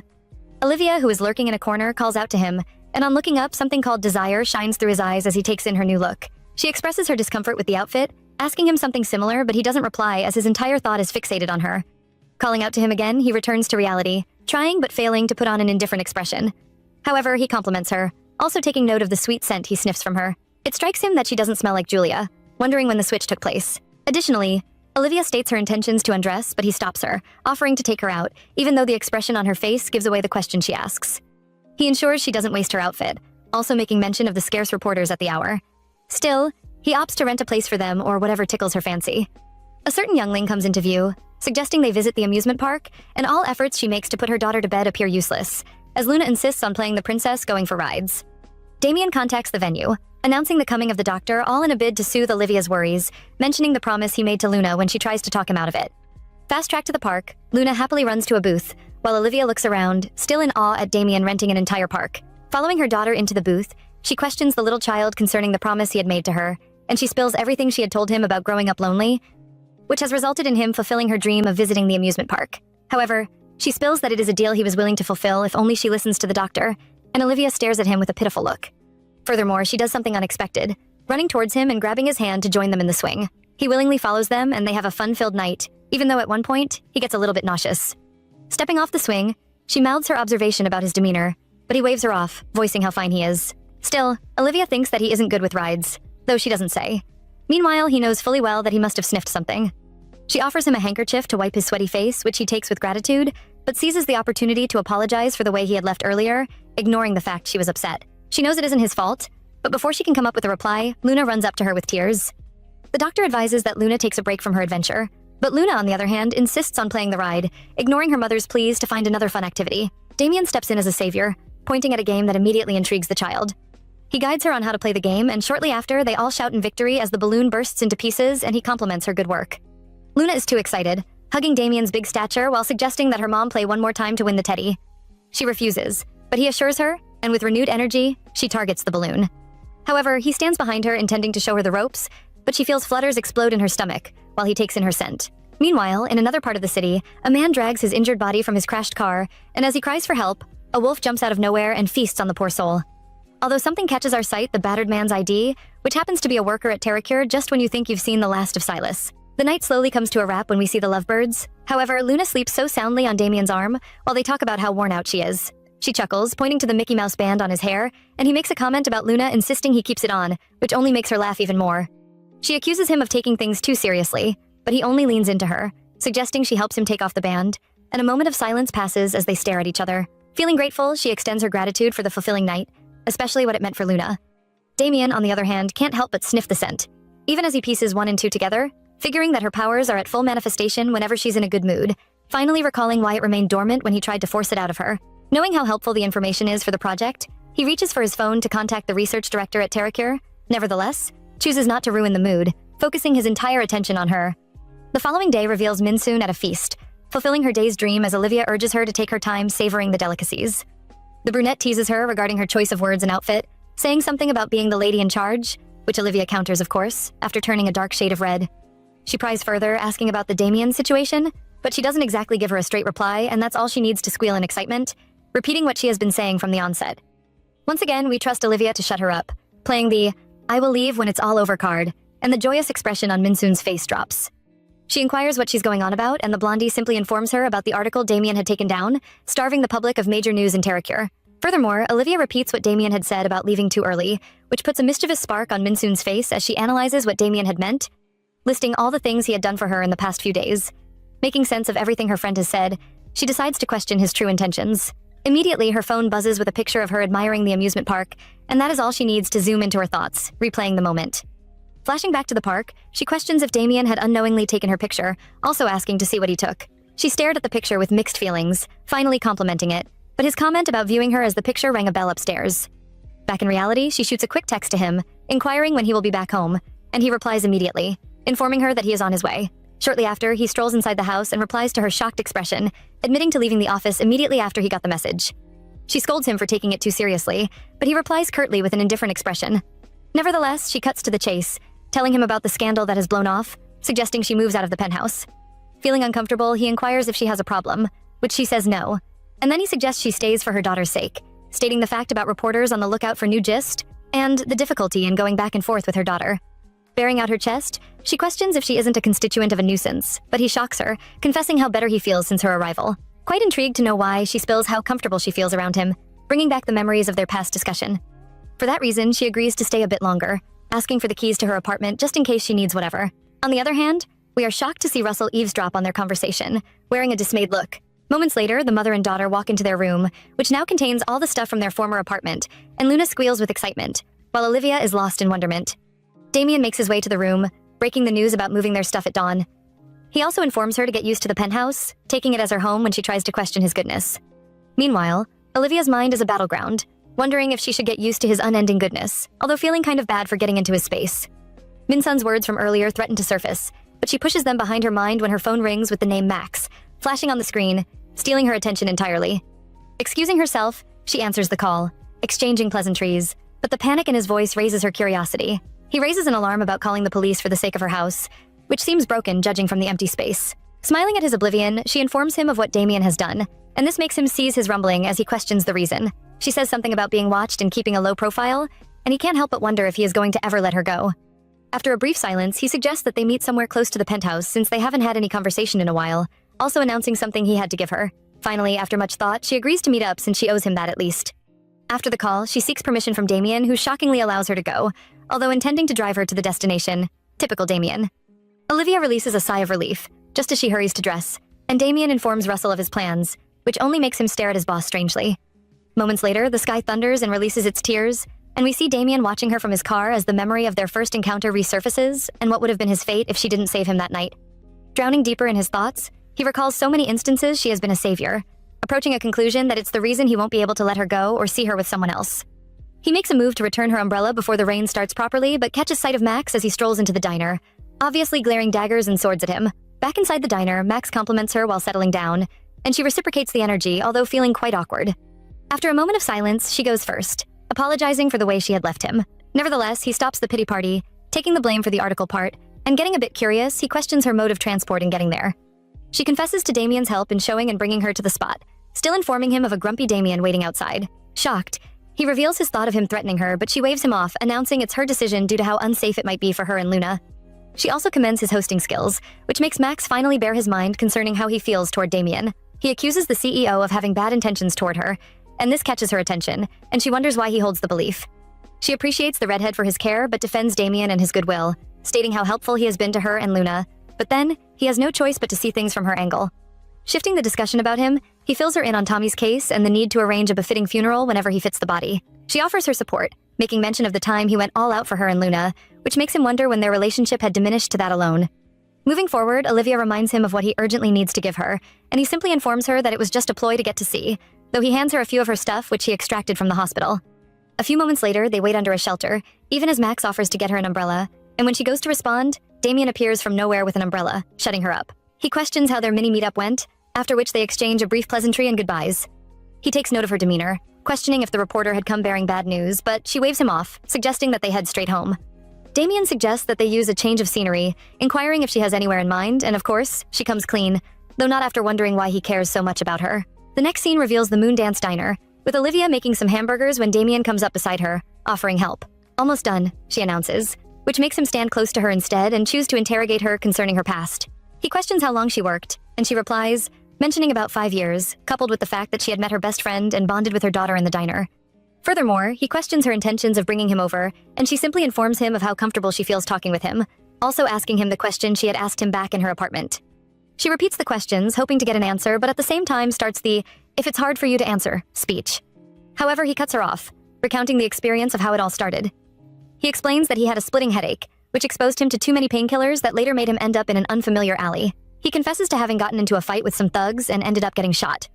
He also admits to having been hallucinating due to the severe injury, which made him call her Julia, but she pries further, demanding who she is. He informs her about the woman he loved in the past, and a visible tic flexes his jaw when he announces her death. Similar to the pain, she wonders how she never knew of it, and continuing his heartbreaking story, he explains why he had disappeared, as he couldn't risk anyone disclosing his condition to the press. He also teases her about having a good heart, questioning her satisfaction with the discovery, and she thanks him for his honesty, wishing that they get to know each other like a normal human. Adding to this, she announces the readiness of the delicious burgers, although mentioning her need to add the sauce, which he opts to help. Admiring his clumsiness, she watches him suffocate the sauce bottle until its contents are everywhere, including their clothing. Cupping her chin, he inquires if she's okay when a sound from the storage room catches their attention. Going into the mood of her Russian protector, he pushes her behind him, hoping that it won't be a wolf, and just in the nick of time, her boss reveals himself. Calling out to each other at the same time, he drops what he carries and strides to Damien, grabbing him by the collar and accusing him of being her cheating husband. She tries to talk her boss out of it, but her lover doesn't allow her to get close, demanding that the elderly man release him. He accuses her of leaving her sick daughter wherever while having a good time with her so-called cheating husband, and only then does she reveal that her husband had died way before Luna was born. She apologizes for not telling him sooner since it's a tough topic to discuss, but the boss plays it cool, apologizing for his reaction. Meanwhile, Damien wraps his head around his recent discovery, even getting annoyed about the difficulty she has faced. He swats his hand from its captor, just as the boss questions his identity, and her reply slaps the indifference off his face. She announces that he is her landlord, turning. She whisper talks to him about living in his house, but he doesn't take that, wishing she used something else apart from that. Scratching his beard, the boss swears to have seen similar actions in movies, judging by how close their faces are. He imagines what the love story will look like, but clears his throat and questions Damien about his financial status, which the latter admits to being fortunate. He also asks him a question about not hurting Olivia, which he confidently replies, the both of them ignoring Olivia's panicked questions. After brief scrutiny, the boss confesses to liking Damien's personality, also inquiring where she had met him. Desperate to switch to a different topic, she quickly observes the diner, asking why it's locked, and he fills her in on the incident, mentioning Terracure folks and threatening to teach them a lesson whenever fate decides he runs into them. On the other hand, Damien offers to fix the busted window, an offer he happily accepts, and opts to prepare a cheesecake for them as he retires into the storeroom. Phew. Olivia releases a starved breath, touching her chest for dramatic effect, as she explains how lucky he is not to be recognized by the boss because he isn't a news watcher. However, he brings up the issue of her calling him a landlord, and she confesses that she is out of options. Nevertheless, he gives her a better answer, saying something about being in the talking stage of their relationship, and she welcomes the idea when his phone buzzes. In the next scene, we see our male lead walking behind Russell as he questions the urgent matter. The blondie questions his intention with his newfound love, and he simply spills his plan to keep her in the penthouse. This aggravates him even more as he queries him about developing the new drug, but he maintains his cool, making a snarky comment about it, also revealing the effort he has made so far with the research director. But then, the blondie cuts him off, obviously not convinced enough, and informs him of how wrong the time is to be flirting with her, repeating the same words he had overheard from earlier. Moving on, he beckons him to take in the scene before him while he is out fooling with a human woman. He approaches the scene with care, the suspicious cops acknowledging his presence as he moves past the caution tape. The scent of human blood is evident in the atmosphere, as he sees the corpse of the poor human. A cop stands beside him, explaining the situation of the body when it was found, and judging by the way it's severed in the neck region, Damien knows that it's the handiwork of his kind, a wolf. The cop also informs him of the dead bodies mauled by wild animals found all around the city and the efforts they have made to dispatch more patrol officers. Damien questions the possibility of him not being the first victim, and Russell finds the corpse's ID, which has the Terracure inscription. Damien's mood falls flat as he mentally pieces the situation around him, wondering if ending the man's life was an intentional act. He needs answers, bringing to light information about all wolves living in the human world, affiliated with a specific family, and in return for being watched by the family head, they receive a drug known as ISP. Though there have been a few stubborn-headed wolves that have slipped through the cracks, they never dare to unalive a human or they will endanger their lives. Bearing that in mind, he wonders if Silas has a hand in the recent happenings, and Russell disrupts his thoughts, repeating everything that the research director had said about the ISP. He briefly explains that the ISP is a drug made from the werewolf-killing wolfsbane, so the more their kind takes it, the more poison accumulates in their system, which, unfortunately, makes a person ill over time, triggering the wolf instinct as the body deteriorates. Russell makes reference to Damien's health just before he encountered Olivia. He speaks on behalf of all his kind who suffer similar health challenges, urging his boss to develop the drug as soon as possible, even if it means using his newly found love. Damien states the fact that he can't experiment on Olivia without her knowledge, as he would be deceiving her. But Russell shakes him vigorously, as if shaking off some senselessness, and screams at him to stop worrying about her. He reminds him of what will befall them if the humans find out about their existence, shaking his head as if trying to shake off some bad memory. He announces his intention to take her to the research director, since he won't need his permission but his efforts in developing the new drug. He calmly tells Damien the truth about him deceiving Olivia, which he will have to continue unless he wants his health status to deteriorate. He pushes Russell's hand off him as he has heard enough, and orders the cops to get a morgue for the body and call his attention upon noticing anything suspicious. Just before he exits the scene, he orders Russell to call for a family meeting and interrogate the drug refusers, since they are the ones who likely get into trouble. As he leaves, Russell screams at his back about the need for a new drug, and he nods in response. Transitioning to the next setting, we are captivated to see two wolves with sinister red eyes fight each other when a voice commands them to stop. Silas stands before the animals with some type of bottle as he decides the winner, kicking the loser wolf. Another stupid bet? Turner's question fills the atmosphere, making a joke about his beta's disobedience. He accuses Turner of being wishy-washy, bragging about his 30 betas fit enough to take down the older Brown.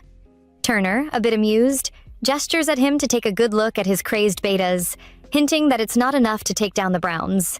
Tightening his fingers on the bottle, he seeks a solution which Turner proffers, of course, being the brain box of their pact. He talks about what Damien is onto, making mention of the family meeting that is scheduled just as they had planned. Continuing the discussion, he advises Silas to get the anti-Damien squad to his side as some of them will try to do something stupid, like check on his health status. A little bit confused, he questions the possibility of that happening, and the priest simply tells him to show who the true alpha is. This gets him excited, even as he shatters the bottle with little to no strength. The next scene reveals Damien, striding toward Olivia's room, hoping she has gotten home safe. He opens the door after knocking, but is shocked to see Olivia awake, rather than tucked under the bed covers. He glances at the TV with a bored eye, questioning what she watches when he spots a bear with clothes. She confesses to watching an anime with Luna, who is now soundly asleep, informing him of the cheesecake she has saved for him. He palms his head when Russell's voice resurfaces, which makes her worried as she questions what is wrong with him. He gives a vague reply about being tired, and she suggests that he should go rest or something. But a sudden realization strikes him about having no side effects, despite her sour mood and the ISP he took before coming home. Prying further, he asks how she feels, and she calmly explains how worried she was about him rushing out of the moon dance in that manner and reminding him of the cheesecake she wants to share with him. Piecing observations together, he notices that her ability manifests whenever she is worried about him. He inquires if she has been upset, but she waves it off, repeating how urgent the meeting might have been. Taken aback, he questions why she is worried about him and not herself, and she points out how unnecessary it was for him to have his assistant accompany her. Trying but failing to hold himself, he leans into her as his emotions become more twisted. The following day, Olivia and Luna sit in the dining room while having a sumptuous breakfast, even though she can't help but think of Damien. She wonders if he still sleeps, remembering the way Luna had woken up with a wild look in her eyes when he tried to kiss her. Wondering if something is wrong, she questions the housekeeper about Damien's breakfast as she seems to clean up the table, and she immediately informs her of Damien's early meeting. The following scene reveals men of calibers assembling at the meeting, as Damien cuts to the chase, announcing the disturbing information of wild animal attacks on the human race. He encourages them to keep their eyes on the ISP refusers, but a man who is certainly not pleased with Damien's words arises and questions his say. He pins the attacks on a mere dog, accusing him of instigating news that isn't yet certain, also saying something about having an ulterior motive. But then, Damien isn't about to take his insolence, as he calmly informs him to settle down, but the man pushes more buttons, questioning him about his hallucinating abilities, which makes Russell pity him already. Adding to this, the brown-suited man doesn't give up, repeating the news about his illness and also wanting to know who will take the ISP drug after hearing the news of almighty Damien Brown going nuts. Russell sneers at him to watch his mouth, but the man insults his position as a beta. Damien stands and screams at the nagging man while shattering the plate before him with a knife. He orders him to sit down, his patience growing thin, but the man doesn't take the hint, accusing Damien of threatening him. A thundering voice filters into the room, repeating what Damien has said, but he chooses to get smart-mouthed with Silas, which lands him on the ground with busted lips and a broken nose. A bit surprised, Damien questions his business in the meeting, and Silas announces becoming the head of the family. The man with a broken nose recovers as he makes a mental note to inquire about more information. Meanwhile, Damien comments about being a head and not an alpha. Suddenly, a hand from nowhere punches him, and Silas announces also making his own betas, although Damien takes note of how relatively fast his brother has gotten. He questions the possibility. Instead, Silas throws another punch, but he blocks it, kicking him to reckless abandon. Pinning him on the wall, he holds his neck, questioning him about the missing humans. Silas, on the other hand, questions his source and denies the fact that he had ended the lives of some humans. Rather, he accuses him of ending Julia's life. A human.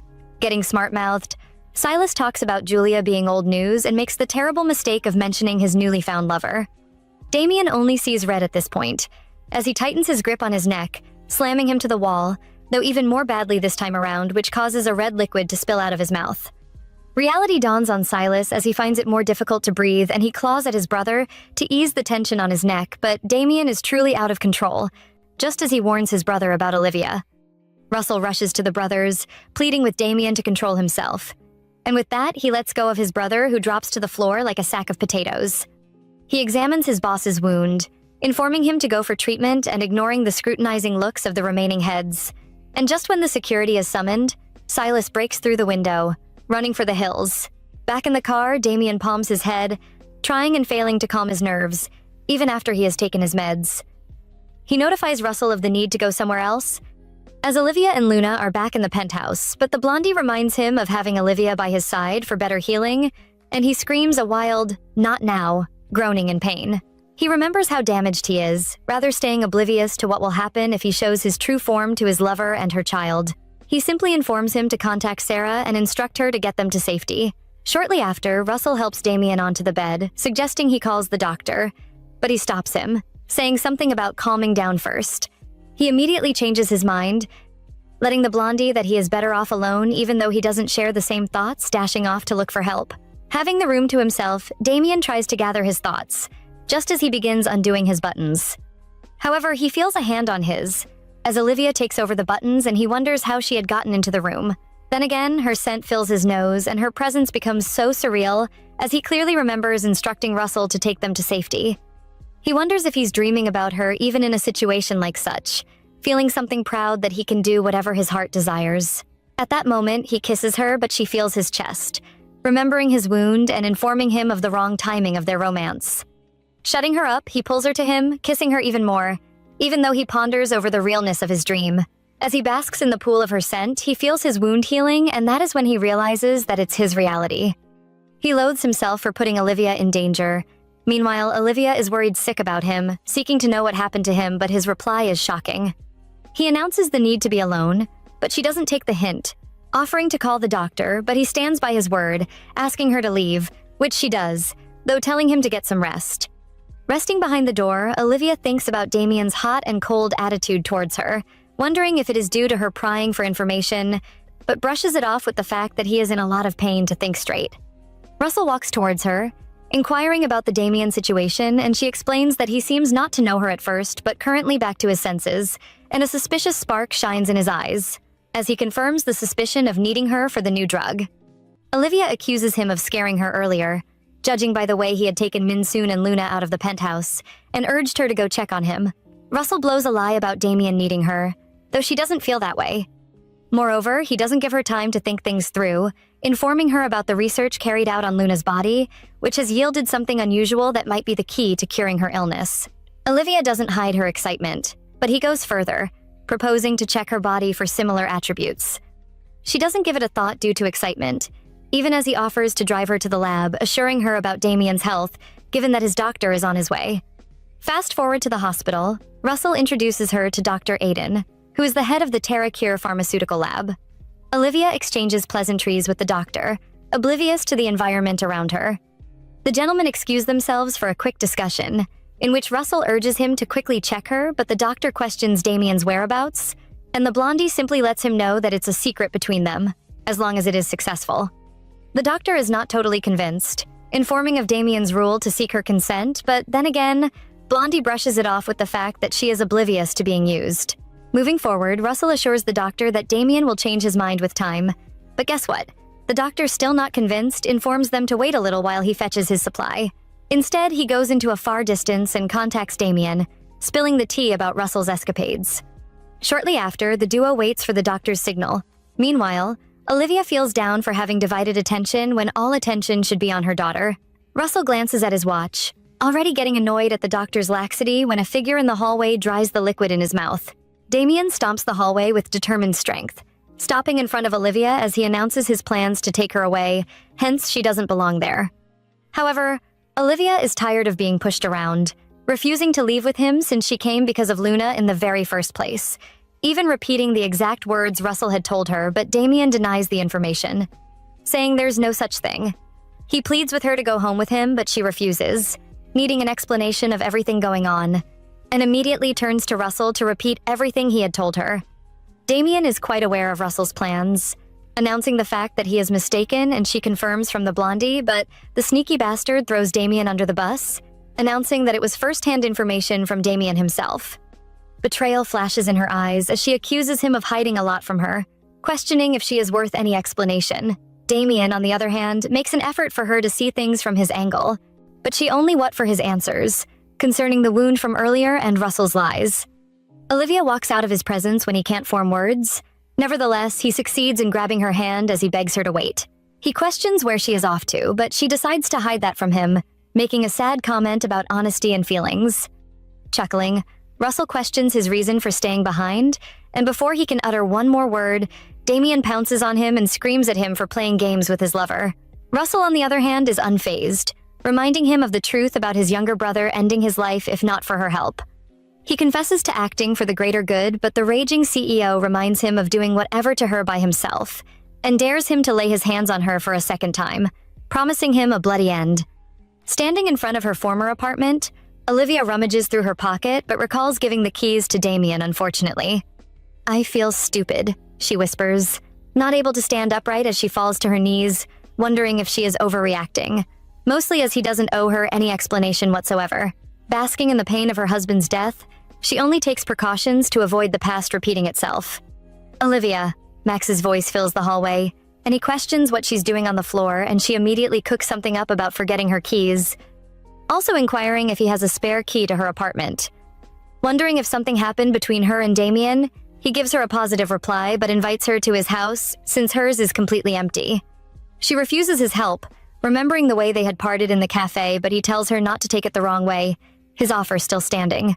He confesses feeling bad about having to leave her outside, and she pushes through the door, just as he announces for her to make herself comfortable. He suggests ordering pizza for dinner. Instead, she apologizes, and he questions why. She confesses to always ending up getting his help, but he brushes it off, stating the fact that it makes him feel better. She explains that she will be heading back to the penthouse soon enough, thanking him for offering to order dinner. Makes calls onto her, seeking sincerity as he questions if she is cool being around him, but she mentally answers his question, silently loathing herself for expecting too much from him. But the sound of bangs on the door disrupts their conversation as they both wonder who could be at the door at such an ungodly hour of the night.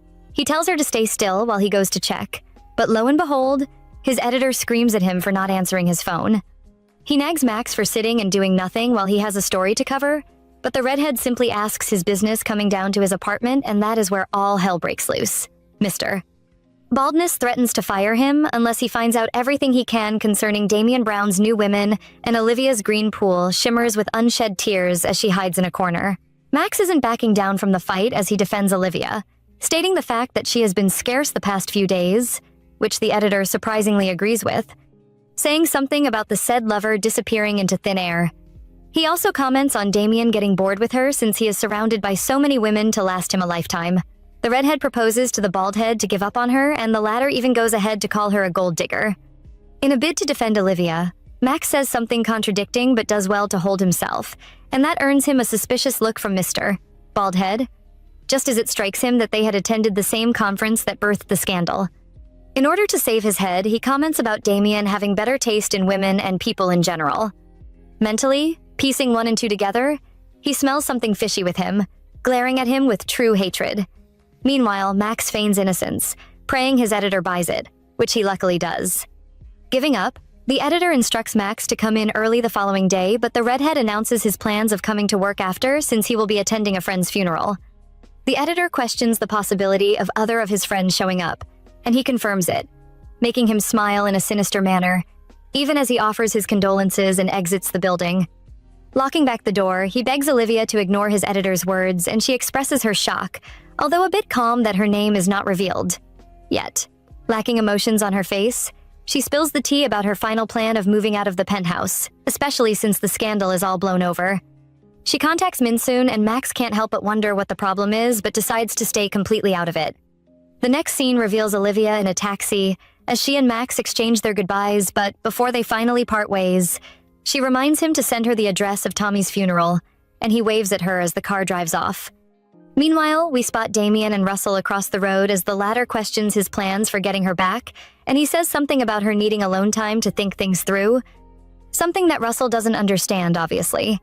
He further speaks about his plans of not deciding to use her, coupled with the fact that his face is the least want-to-see faces on her mind.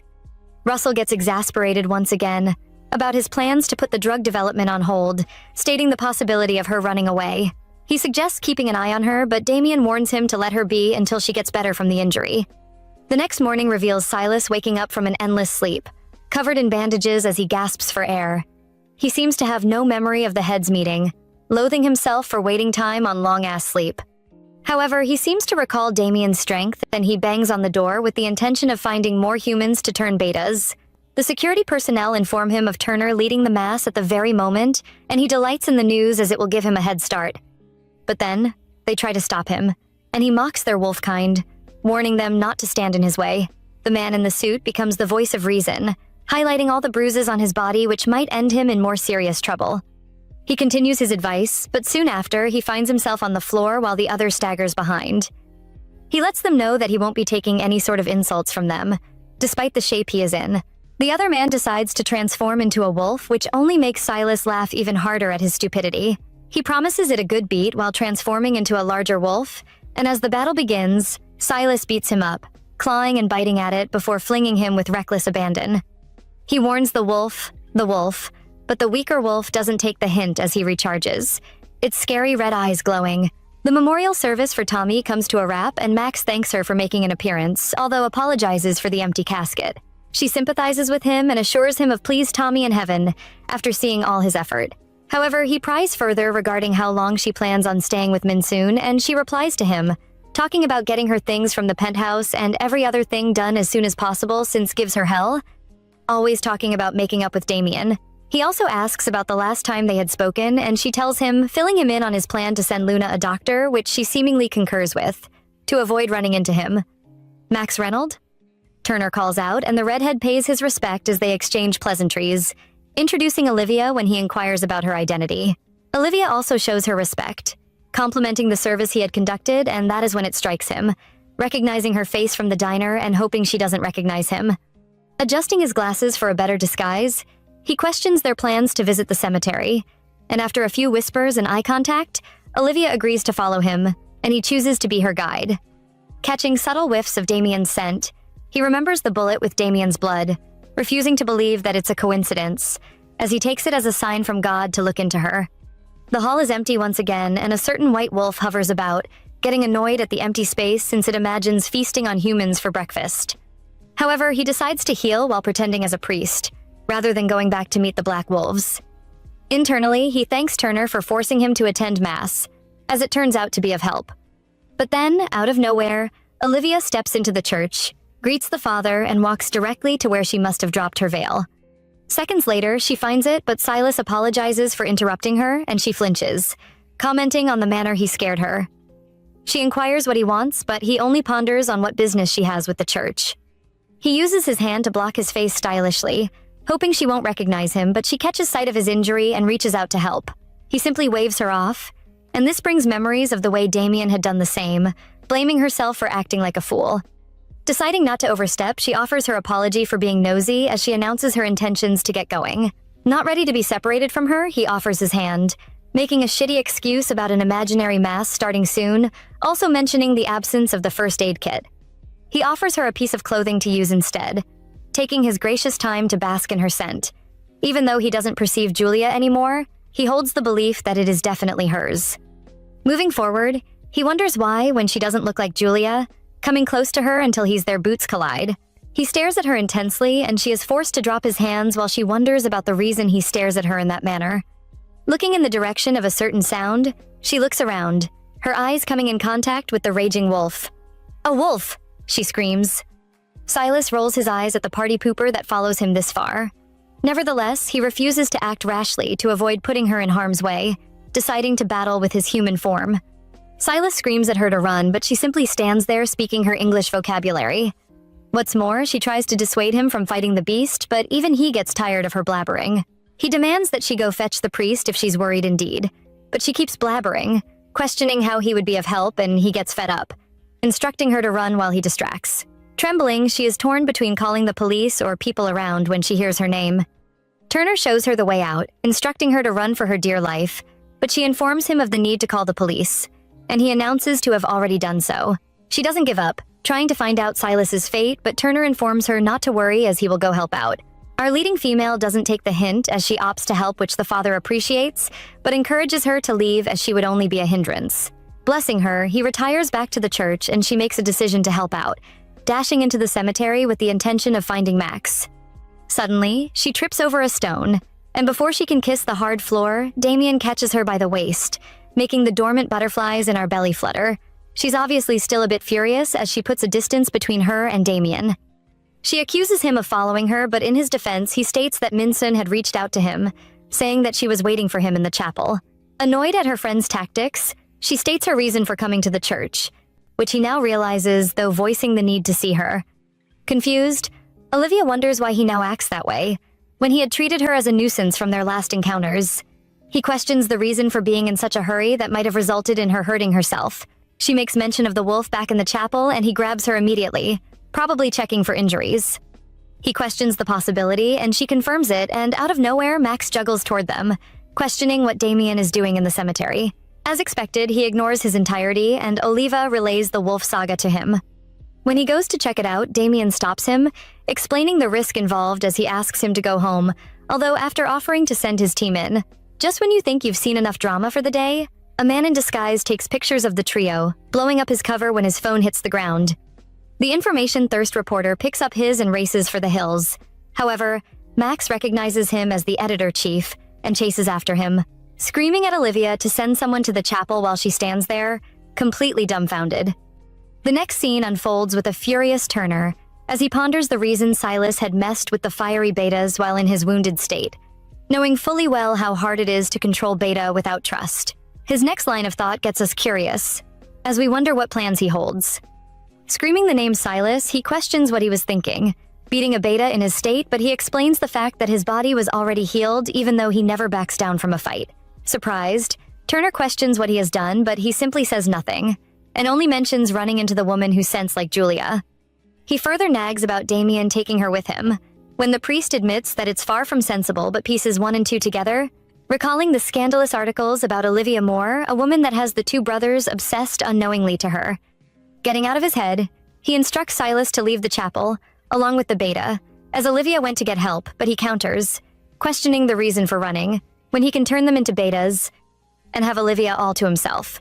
Turner warns him against making any move, suggesting that she could be the key to stabilizing the betas.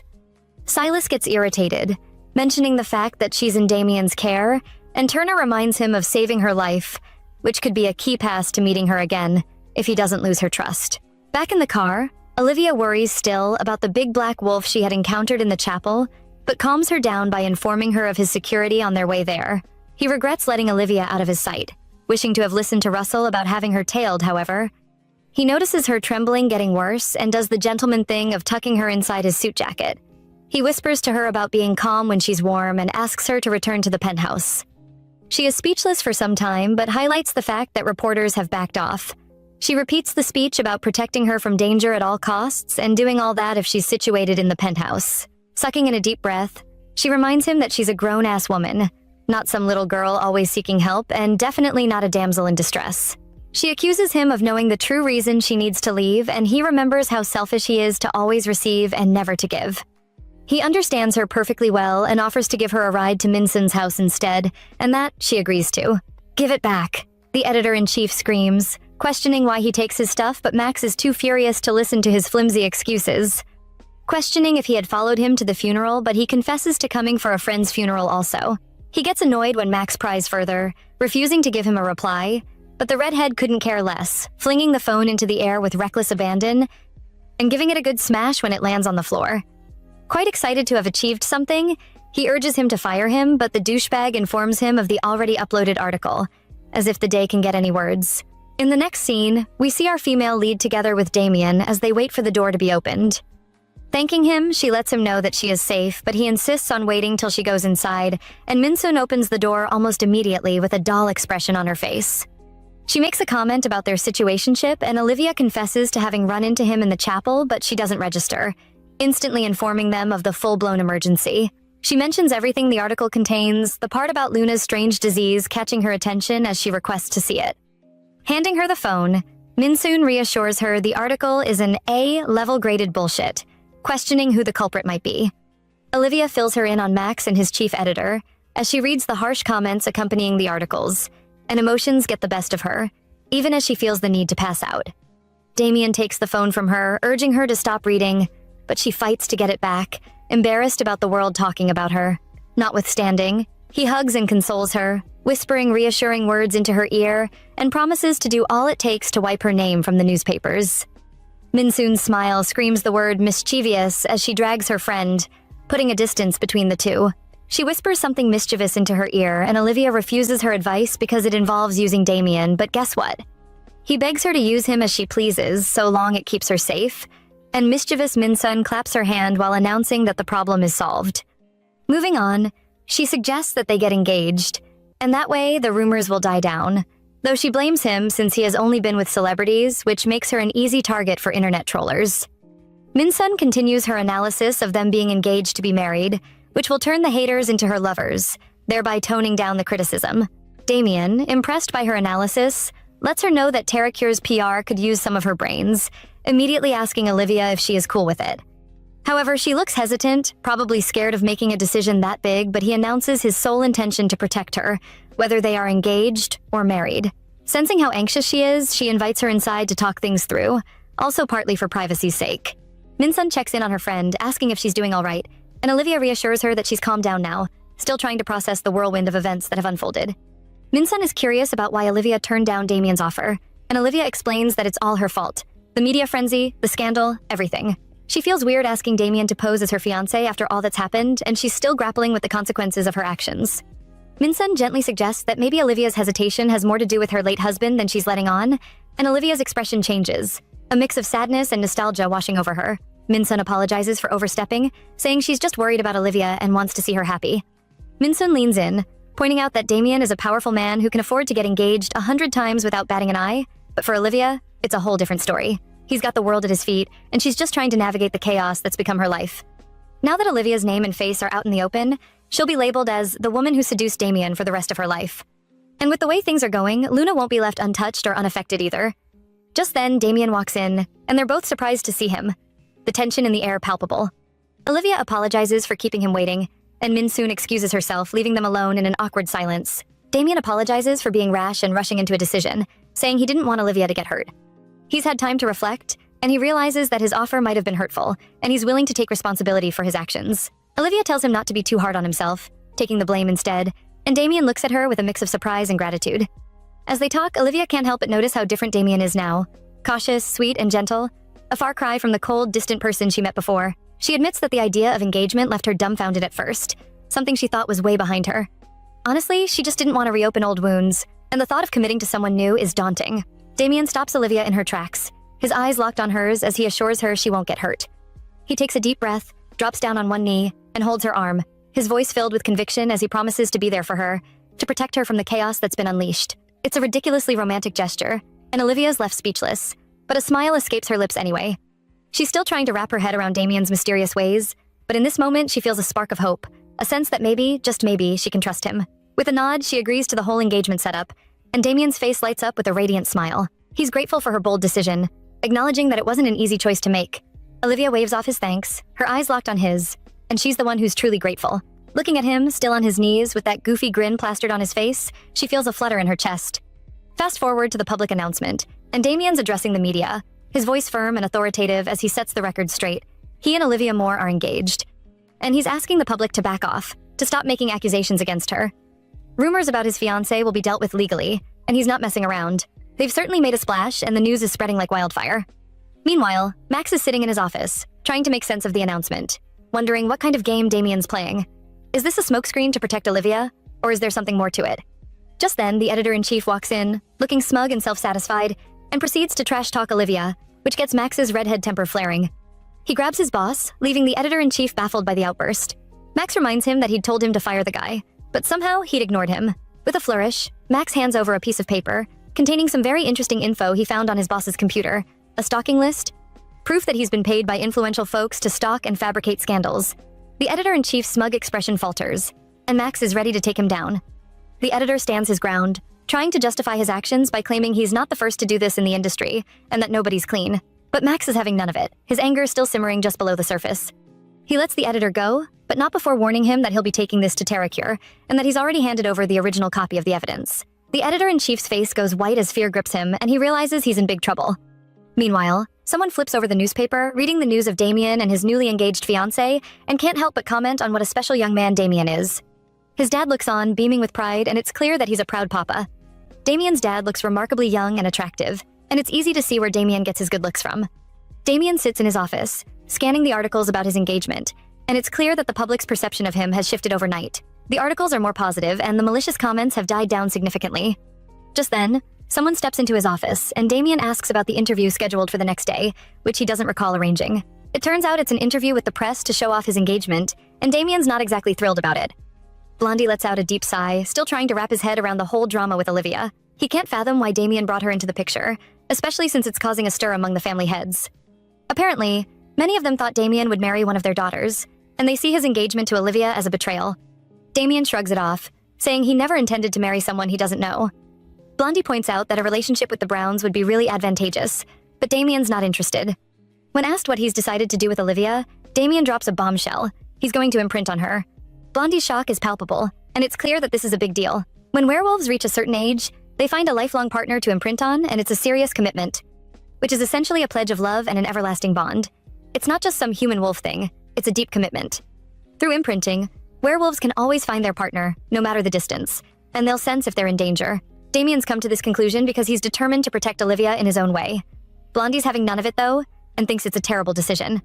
He points out that humans have a ridiculously short lifespan, barely 100 years, and it's just not fair to Damien. But Damien's all, hey, I'm certain it's not impossible, and brings up the fact that Blondie's relative imprinted on a human in the past. Yeah, that relative became a shell of his former self after his human partner died in a car accident, but Damien's all, I'm willing to take that risk. Blondie's visibly enraged, calling Damien a fool who's just infatuated with Olivia's scent. But Damien stands his ground, his mind made up. He'll do anything to protect her, even if it means risking his own life. Our female lead sits at the table, sipping the glass of red wine Damien poured for her, and comments that she didn't expect all the fuss, thinking they'd just be practicing for their interview. Damien shrugs it off like it's no big deal, and Olivia appreciates his efforts, thanking him for the press conference and announcement that's reduced the negative articles. He asks about her well-being, and she flashes a cheeky smile, assuring him she's much better now. Damien's eyes linger on her neck, and he's on a mission to kiss the nape of her neck to imprint on her, but he's not sure how to go about it. He recalls a past encounter, but Olivia brings him back to the present, asking to go over some interview questions. Damien asks about their origin story, how they met, and Olivia recounts their first meeting in the alley on a rainy day. They share a glance, and Damien's curiosity is piqued, asking why she was in the alley that day. Olivia explains she was on her way back from work, and Damien's interested in her job at the diner. She mentions it wasn't difficult, but she was going through a tough time personally, and that fateful day she'd asked her boss for an advance for Luna's medication. As fate would have it, their paths crossed, and meeting him was the luckiest thing that ever happened to her. She says this without much enthusiasm, and Damien's tense, trying to play it cool, claiming the wine is a bit strong. Olivia's not buying it, and Damien asks if she meant what she said about him being the luckiest thing that happened. Olivia reaffirms her statement, and Damien's cheeks burn bright red. He stretches out his hands, sliding closer to her, and Olivia's practically frozen, trying to analyze what's happening. Damien's so close to achieving his mission, and the tension between them is palpable. Just as things are getting intense, Blondie strolls in, completely carefree, and stops Damien and Olivia in their tracks. He's got news, the boss wants to see them, and if they don't show up, he'll come to them personally. Damien's offended, not one to be threatened, but Blondie just shrugs and takes off, leaving them with the message. Olivia's curious about who could threaten Damien, and he fills her in. It's his dad, who he and Russell refer to as the boss. She asks about their relationship, and Damien's expression says it all.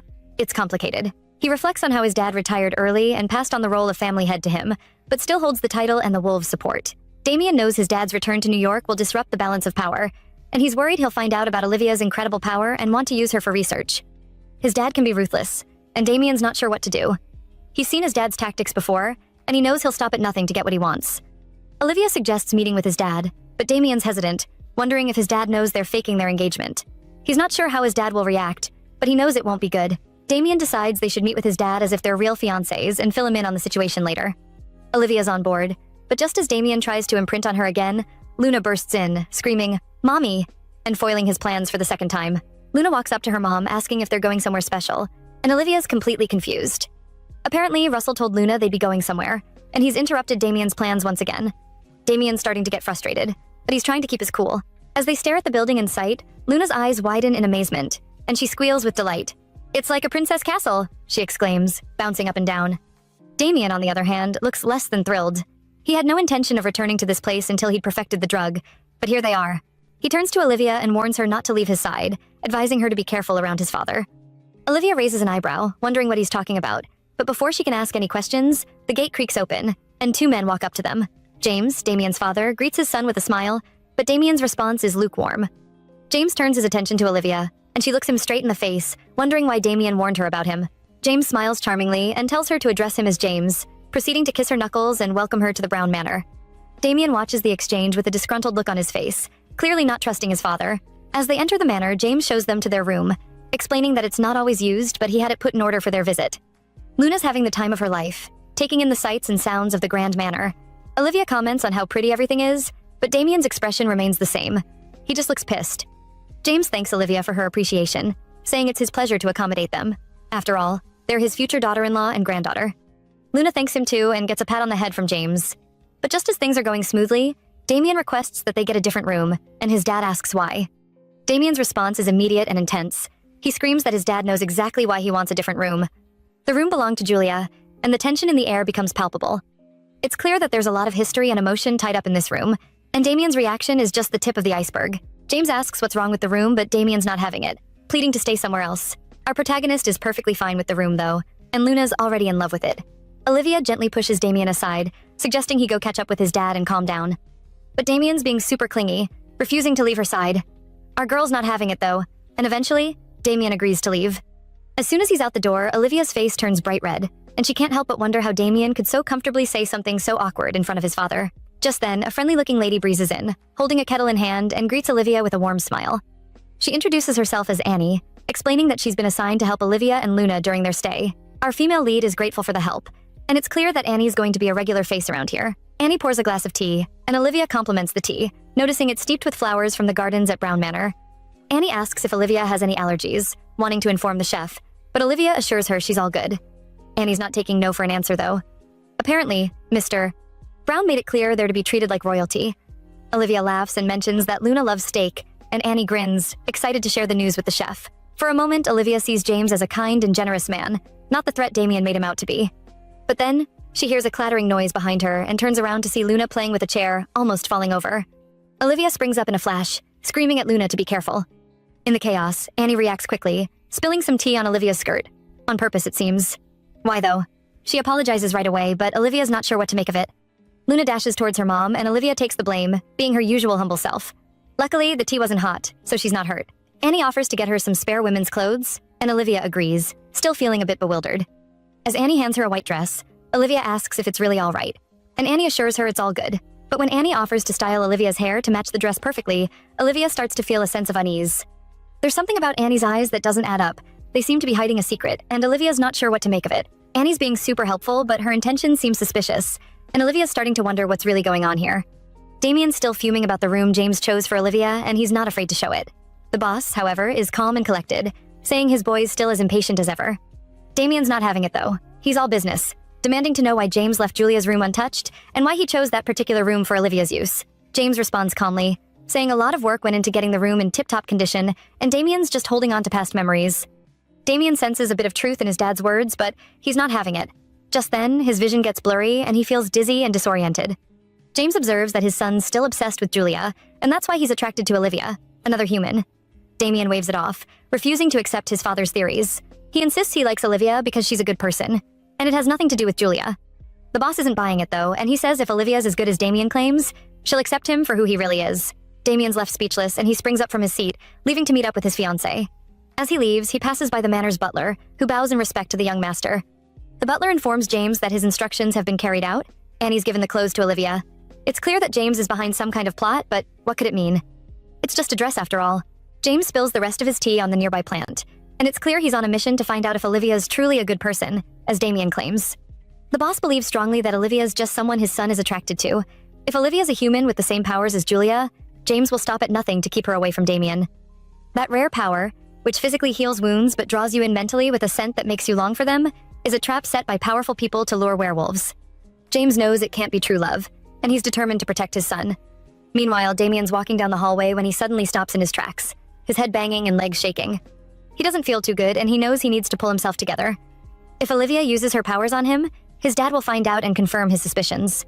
Damien takes a deep breath, trying to be natural, but shock is written all over his face. He looks ahead, and his eyes widen in disbelief. How? What is she doing here? He asks, his voice trembling. But as he looks closer, he realizes it's not Julia. It's Olivia, looking lost and confused. Damien apologizes, explaining that he didn't recognize her in the new outfit. James walks up, complimenting Olivia on the dress, and Damien's eyes narrow. He's put the pieces together. His dad made Olivia wear Julia's dress, and that's what's got him so angry.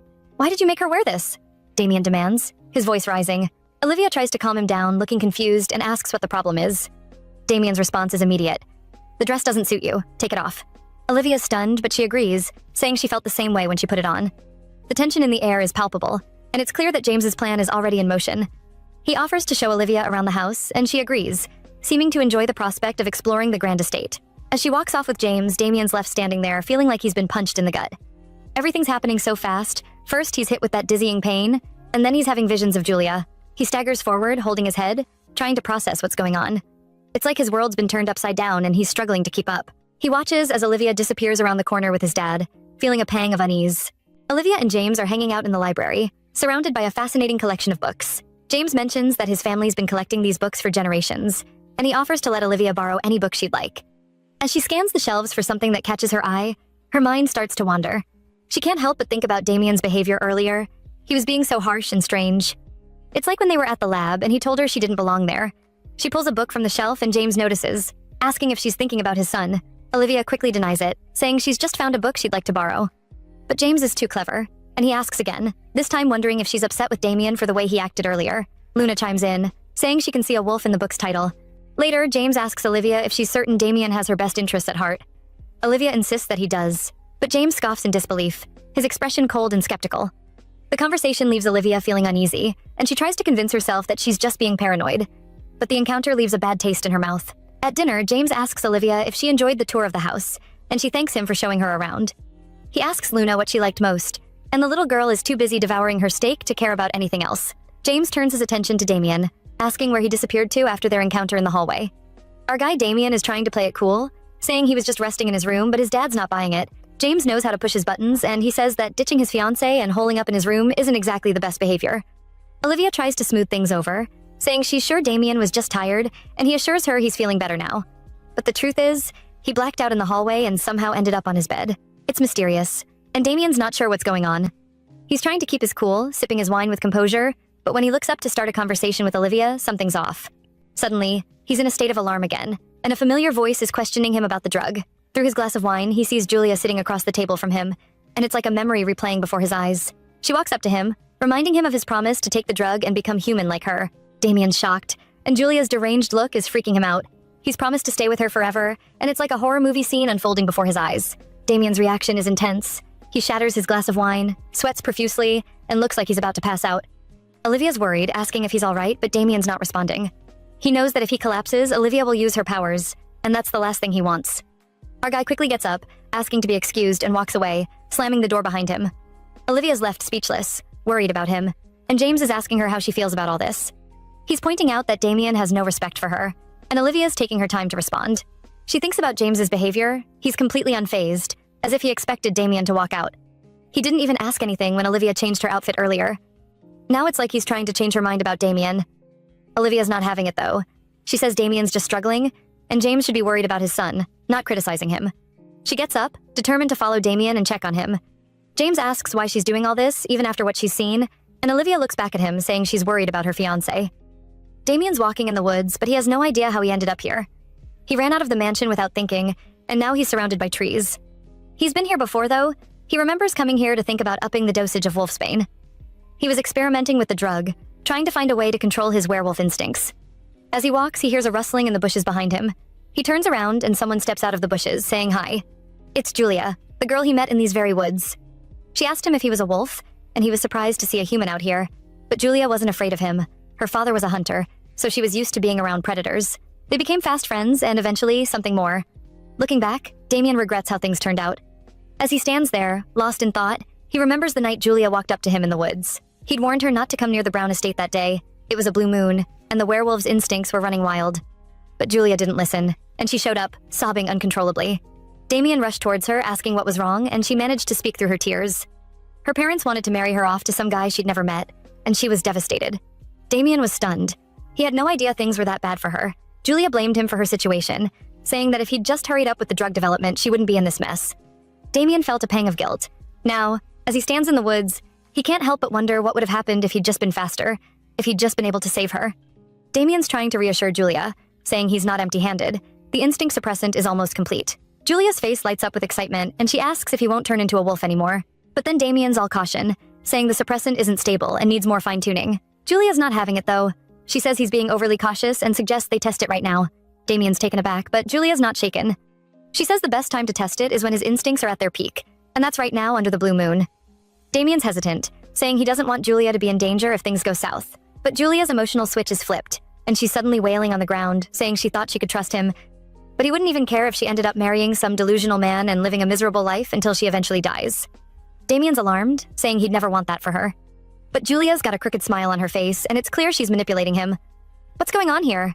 Julia's supposed to be sweet and loving, but she's being super manipulative. Julia looks him dead in the eye, her expression a mix of desperation and despair.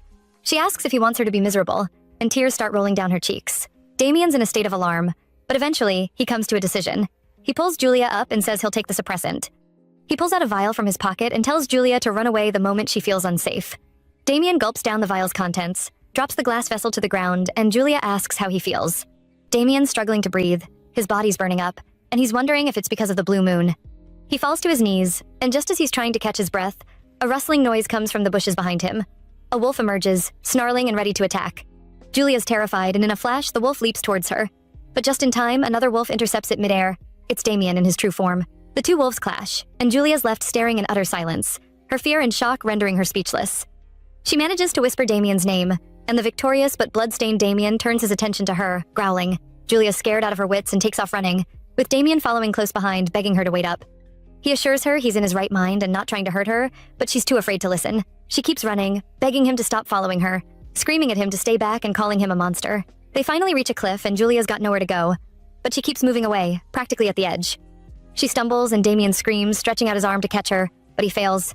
It's a memory that scarred him ever since, and even now he looks back and blames himself for Julia's death. Tonight, Damien stands at the same cliff, out in the moonlight, reflecting on it all. Tears stream down his eyes as he relives the pain of that night. Just then, someone calls out his name with a loud voice from behind. He turns around and it's Olivia, running up to him with concern etched on her face. She embraces him, and for a moment, Damien feels a sense of comfort and peace. Right when he needs her, Olivia shows up, and it's like she's been sent to soothe his troubled soul. As they stand there, wrapped in each other's arms, Damien feels a weight lift off his shoulders. Maybe, just maybe, he's found someone who can help him heal and move on from his painful past. Damien's still trying to process how he ended up on the floor with Olivia, but she's already grilling him with questions. She wants to know why he was standing so close to the edge of the cliff, if he's suicidal, and she's bawling her eyes out. Damien's quick to reassure her that he's not suicidal, but Olivia's not buying it. She asks why he was running in the woods like someone was chasing him, and how he ended up at the cliff.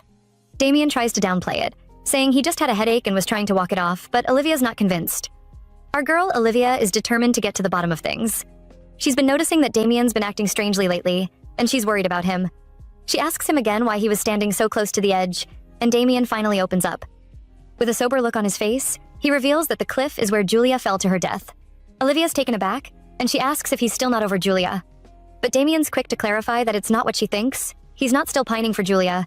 Instead, he's consumed by guilt and a sense of responsibility for her death. He says Julia was running away from him when it happened, and that's a burden he'll always carry. Olivia's curious, and she asks what he did to scare Julia so much. Damien hesitates, wondering why he's opening up to her like this.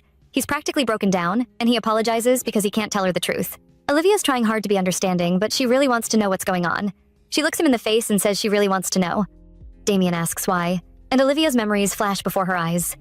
They've shared some rare moments together, and she's just realizing that she genuinely cares about him deeply. The realization hits her hard, and she can't keep it inside. As they sit there on the floor, Olivia takes Damien's hand in hers. She looks into his eyes and says, "I care about you, Damien. I want to help you. Please tell me what's going on." Damien's taken aback by her words, but he's also touched. No one's ever shown him this kind of kindness and concern before. He looks at Olivia, and for a moment he considers opening up to her. But then he remembers the danger, the secrets, and the lies. He can't risk telling her the truth, not yet anyway. Olivia's pouring her heart out to Damien, telling him he means a lot to her and doesn't have to pretend everything's okay when they're together. She touches his hands with love and affection, and Damien's eyes light up. He's clearly moved by her words. Olivia asks him to open up and share what's really going on inside that head of his. She flashes him a hearty smile, and Damien's eyes widen in response. He starts by saying there's something about him she needs to know. He's not your average Joe. Olivia's curiosity is piqued, and she asks what he means by not ordinary. Damien hesitates, saying it's definitely strange, but he can't be more specific just yet. What he can say, though, is that Olivia's the reason he's still breathing. He locks hands with hers, and his eyes burn with intensity. Every breath he takes is hers, he says, and our girl's heart skips a beat. These are some deeply romantic words, and Olivia's not sure if she's ready for this level of emotional intimacy, but at the same time, she can't help but feel drawn to Damien's vulnerability and sincerity. Damien's carrying Olivia back to the manor, and she's asking him to put her down, but he's not having it. He's wondering what kind of human she is. Running through the dark woods out of concern for him, he notices the bruises on her legs and decides there's no way he's letting her walk back on those legs as he walks onward. Olivia's reflecting on their conversation at the cliff. He said he's not normal, but what did he actually mean? She can understand him being the CEO of TerraCure being a big deal, but something's definitely off. She doesn't think that's what he meant. Personally, she's observed some unusual things about him. His looks, for starters, are far from ordinary.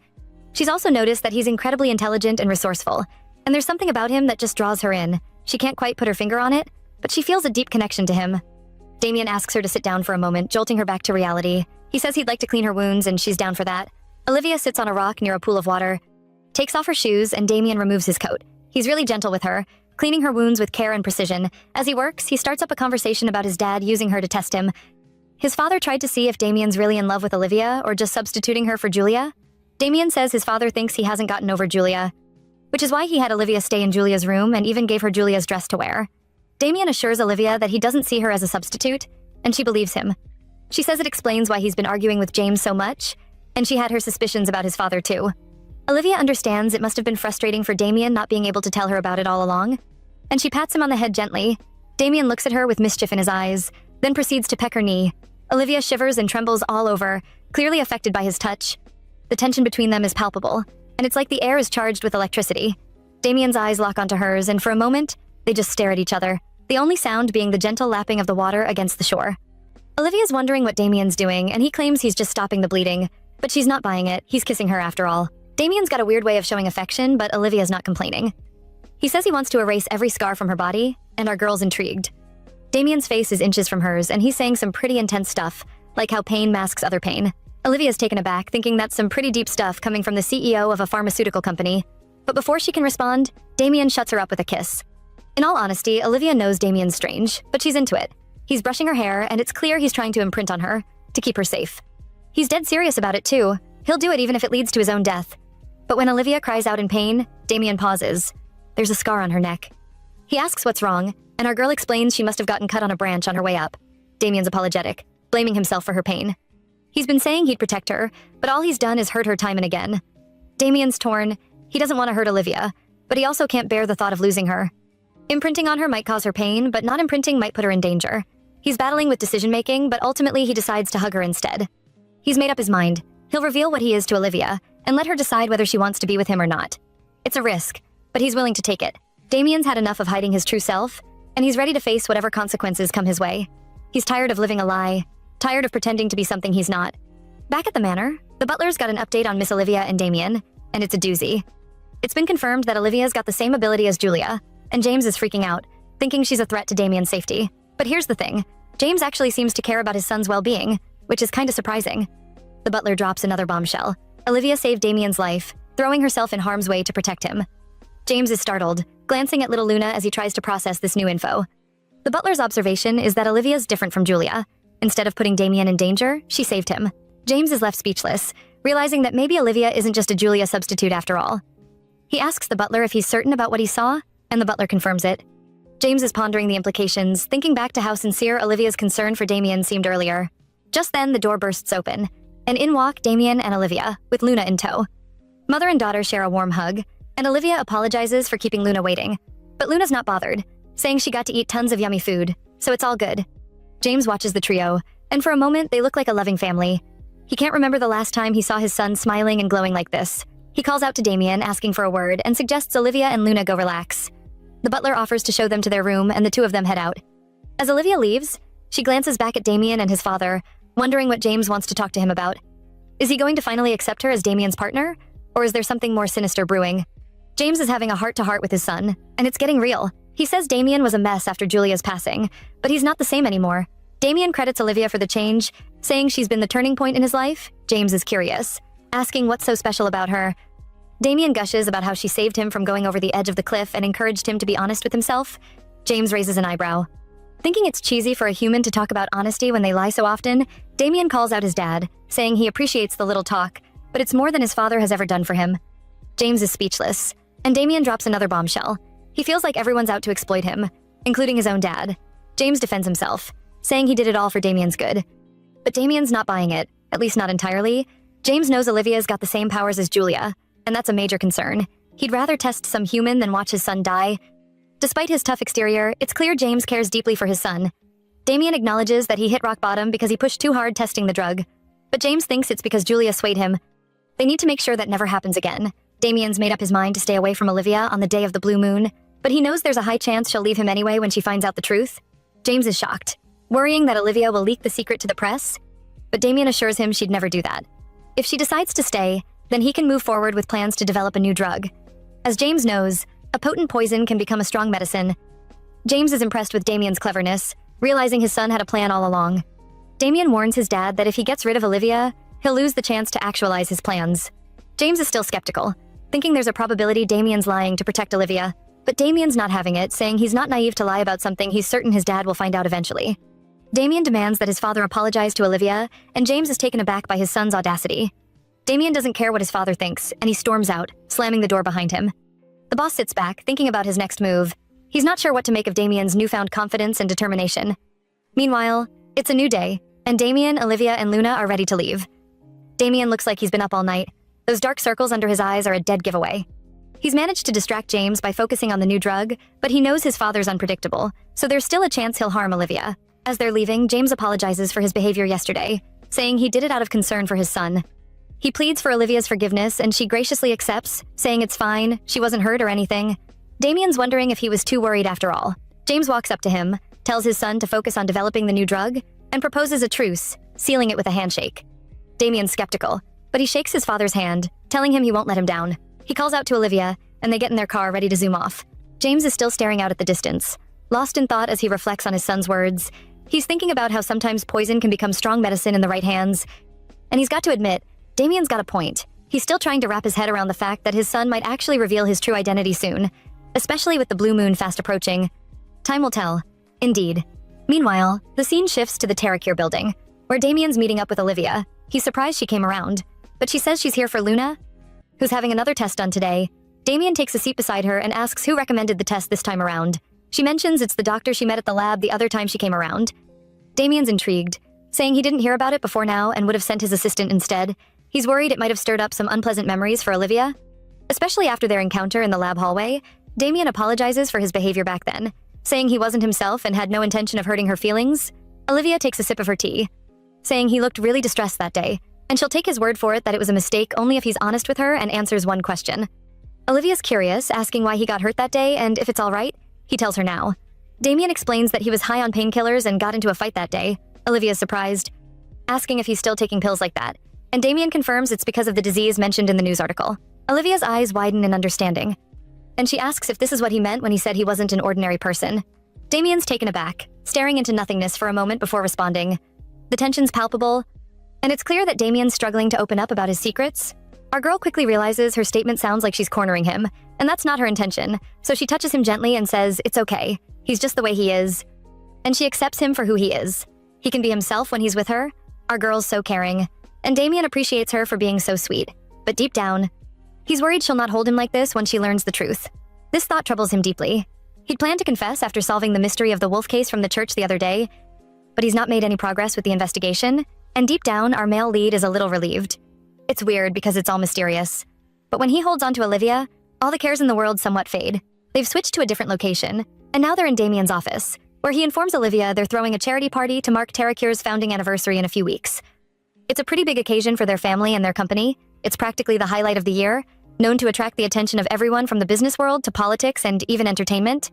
Olivia says it sounds amazing, but she's still curious to know why he'd invited her to his office and what the charity party has to do with her, and that's when he drops the bombshell. Offering to have her host the party, she's stunned. It's unexpected. After all, it's such a huge event. Damien assures her he'll be helping out with the preparations, but unfortunately though, he won't be able to attend. He's got a prior commitment he just can't cancel.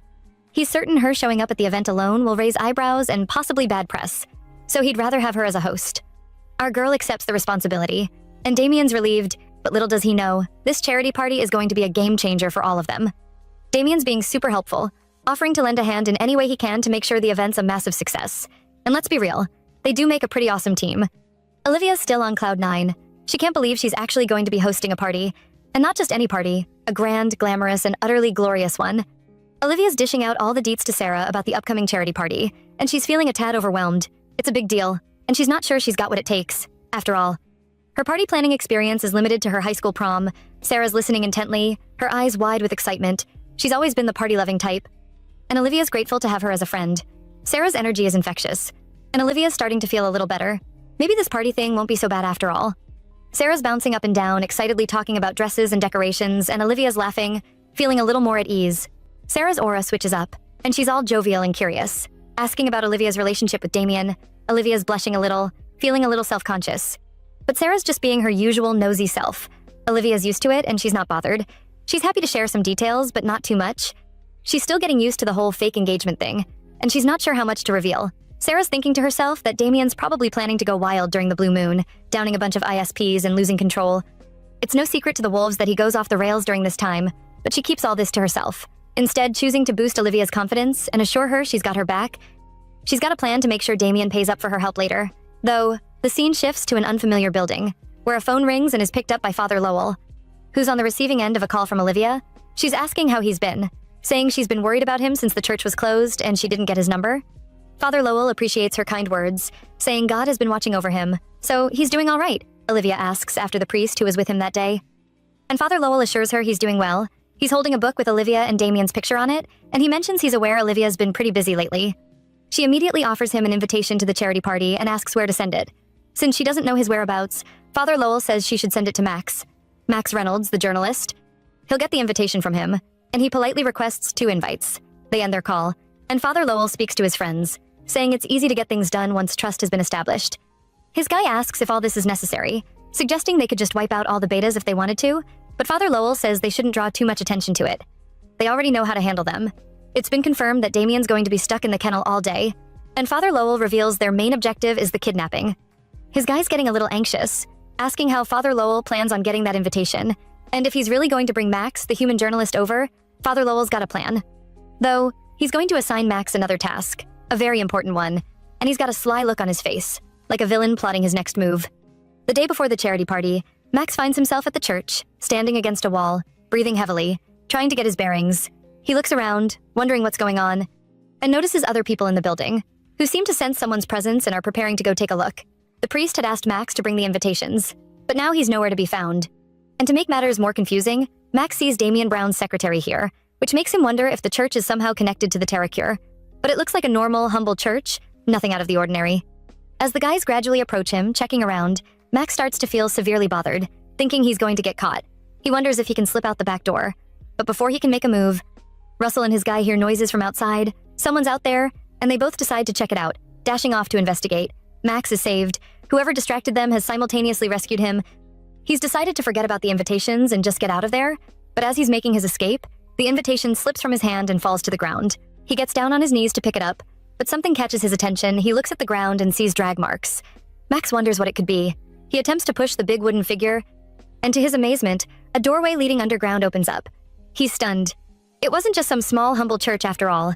The blue moon is fast approaching, and Damien's feeling the effects. His headache's getting worse, and he knows he needs to head back to the hotel once dawn breaks, but for now, he's standing there, looking up at the moon, lost in thought, when suddenly, he pauses, noticing Olivia dozing on the office sofa. He wonders if she's been working till this hour. She did say she isn't used to parties. It's no wonder she's feeling overwhelmed. Damien's eyes soften as he looks at her. He can't help but feel a pang of concern. He knows how much pressure she's under, and he wants to help her, but he's not sure how. Our guy kneels in front of her, attempting to touch her, but she wakes up just as his hands are about to make contact. He apologizes for waking her, and she rubs her eye, saying she's all right. Damien asks if she's been losing sleep since he told her about the event, and Olivia confirms she's being overambitious. She just wants to do a good job. She laughs, saying she'll have so much fun at the party. He'll wish he made it. Damien's smiling, saying he's jealous of the lucky ones who'll get to see her tomorrow. He's looking at her with such admiration, and Olivia's cheeks are flushing. She's not used to this kind of attention. Olivia asks if he means the party is going to be fantastic, and he says yes, telling her to go to bed since she's got a busy day ahead. They say their goodbyes as Olivia steps out. Damien's watching her go, thinking she's really putting in her best. He hopes everything goes smoothly. He stares out into the open sky. The moon is shining so bright. He has high hopes for the charity party, but for some reason, he's nervous. And we all know why. The blue moon is looming, and Damien's got a secret to keep. Max is walking down the passage, trying to figure out where it leads. He's been walking for what feels like forever, and he's starting to get a little anxious. But then he halts in his tracks. Sighting a figure ahead, it's Father Lowell, who's asking if Max brought the invitations he requested. The journalist is stunned, wondering how Lowell got here. Father Lowell's all smiles, saying Max made it to the right place after all. But Max is skeptical. He's got a ton of questions. Like, what's Father Lowell and the Terra Cure scheming? And who exactly is Lowell anyway? The priest bursts into horrendous laughter, commending the journalist for his wild imagination, saying it's no wonder he's in the business of chasing celebrities. He takes off his glasses. And now he's got a tone of insanity in his eyes, saying the guys outside, Terra Cure's people, don't have a clue what he's scheming. After all, he, Father Lowell, built this passage himself. Max is intrigued, asking why he'd do that. But the priest says he won't spill. The journey here wouldn't be worth it if he did. Instead, he's got something for Max. Another figure appears afar off, and Max enters a state of alarm. He can't believe his eyes. It's someone he'd never imagined he'll come across, especially not here. It's Tommy, and Max is shocked. Russell and his guy are on the case, checking out the site underground, trying to track down the source of a super potent smell. The secretary's got his detective hat on, scouring the area. But it's the faint scent that's really bugging him.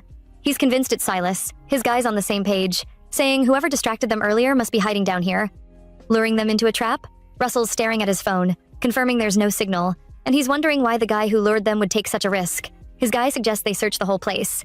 And Russell's all, let's do this. They're not alone, they've got a whole crew of guys with them. The ones who are supposed to be at tomorrow's party, and they're ready to take on whatever's down here.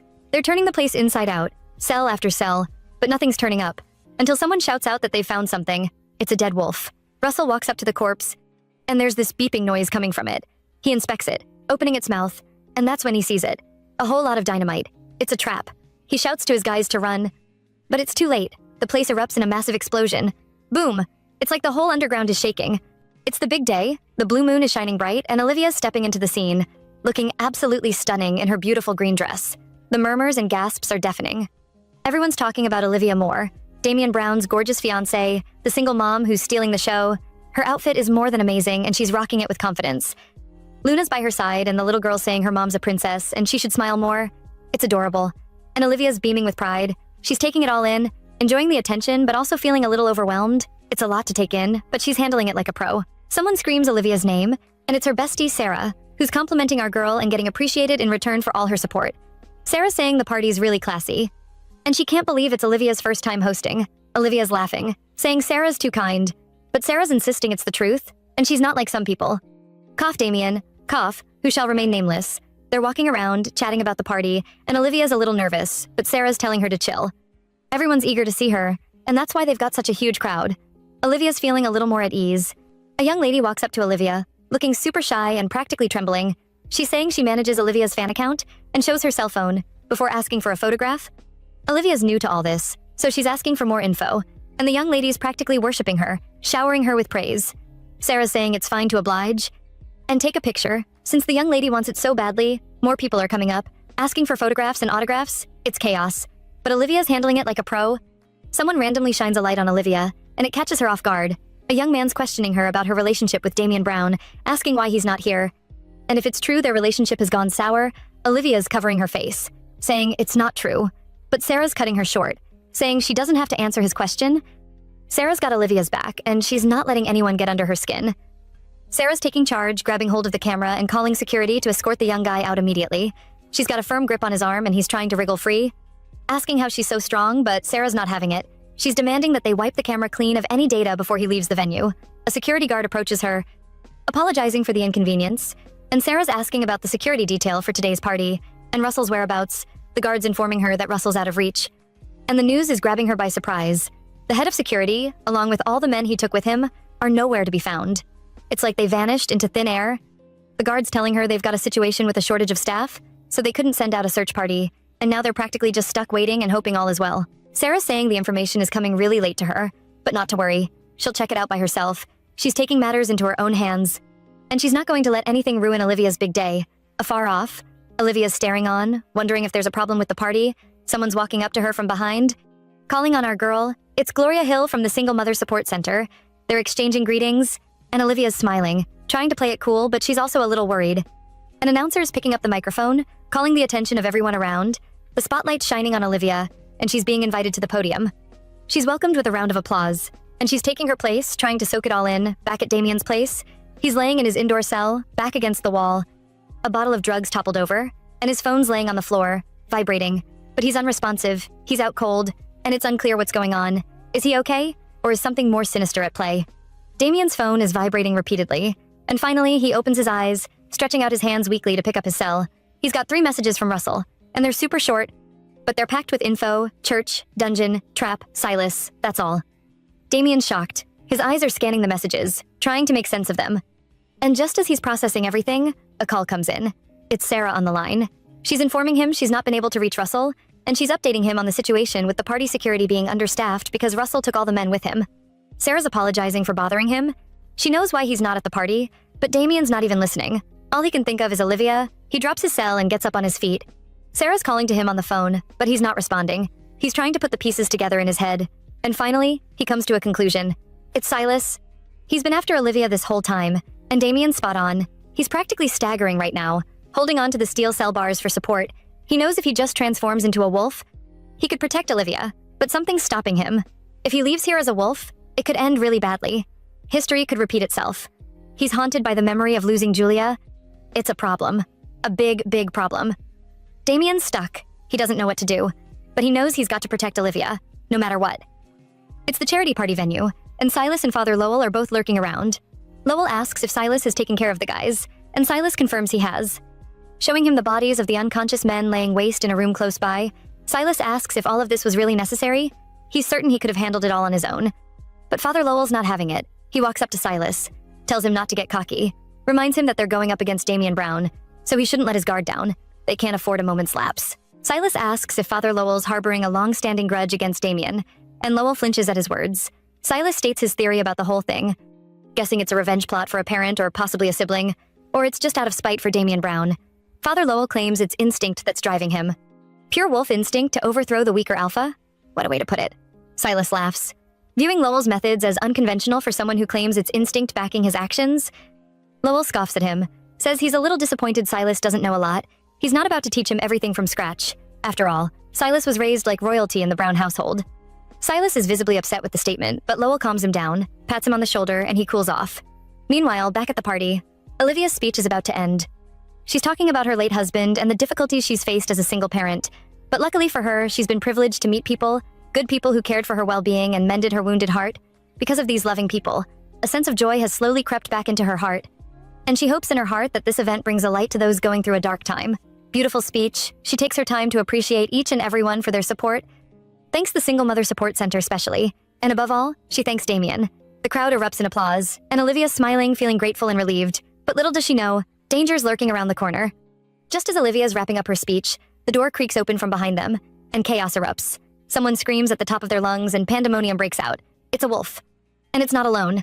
Panic sets in. Olivia's eyes widen in horror, and Sarah springs into action. Alert and ready to defend her friend, the hall descends into chaos. People running wildly in all directions, screaming and crying. Olivia's frantically searching for Luna, calling out her name, but she can't seem to find her. Her friend's got Luna though, and she's calling out to Olivia. Olivia's friend takes Luna, who's wailing and calling out for her mom. Sarah watches as they make their way out, and then she turns her attention back to the chaos unfolding around her. She's noticed something weird though. These wolves smell just like them. What kind of monster would unleash this kind of terror in the heart of New York City? And just as she's wondering, the culprit steps forward. It's a familiar face, one that makes Sarah's eyes widen in shock. It's Silas. And he's making a bold statement, one that's going to have major consequences, especially in the heart of New York City, where the unthinkable has just happened. Sarah and Silas are having a standoff. She's asking him if he's gone insane, unleashing this chaos in front of all these humans. But Silas just smiles, orders his betas to take her out. Sarah's demanding some answers, and it's dawning on her. She can't believe it. Is it possible? Could it really be? Is Silas's target really Olivia, the beta's attack? But Sarah's not going down without a fight, even in her human form. She strikes one wolf with the palm of her hand, sending it flying. But there are more where that came from, and it's definitely going to be a hassle. Her claws grow out as she prepares to defend herself. Meanwhile, Silas is walking up to Olivia. She recognizes him and calls him father, but Silas scoffs at her, says he's not a priest. Our girl's figuring it's a problem. He's laughing, and she starts to draw away slowly, asking him to stay back as she staggers on. But Silas pulls her closer with brute force, hands her a black piece of cloth she gave him the last time, but Olivia's not having it. She strikes it off his hands, refuses to collect it. A loud crashing sound draws her attention towards Sarah's position. She's on the ground being dragged by a wolf.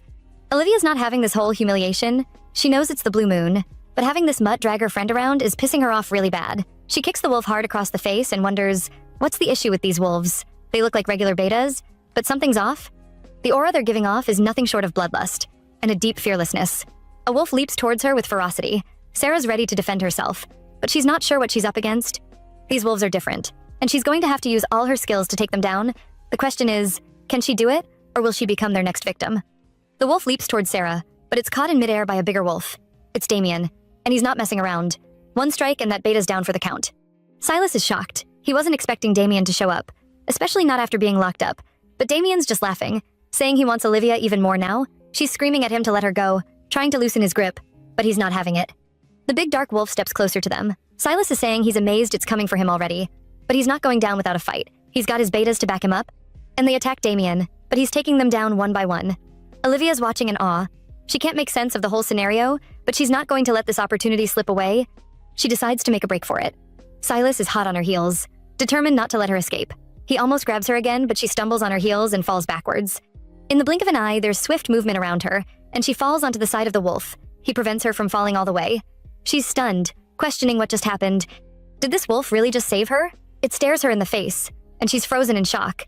Meanwhile, Damien's battling with his conscience. Julia's clouding his mind, blaming him for her death, calling him a monster. He's telling himself the truth. Julia's gone, but he can't shake off the feeling that he's a monster. Someone screams his name, and he looks around, his eyes are teary, and he sees Olivia. He recalls her telling him how important he is to her, and it's been this way. Every time he's down, every time he sinks into the abyss, Olivia's the one who pulls him back up. She's his lifeline, and he's not going to let anything happen to her. Olivia's the beacon of light in Damien's dark world, and he's making a decision. If it means protecting her, he'll unleash the monster within. He's transforming and dashing out, leaving all his emotional baggage behind. Olivia's wondering if this wolf really just saved her. Silas is calling it pathetic, saying Damien's in no shape to take him down. He transforms into a wolf, and Olivia's eyes widen in shock. She can't believe what she just saw.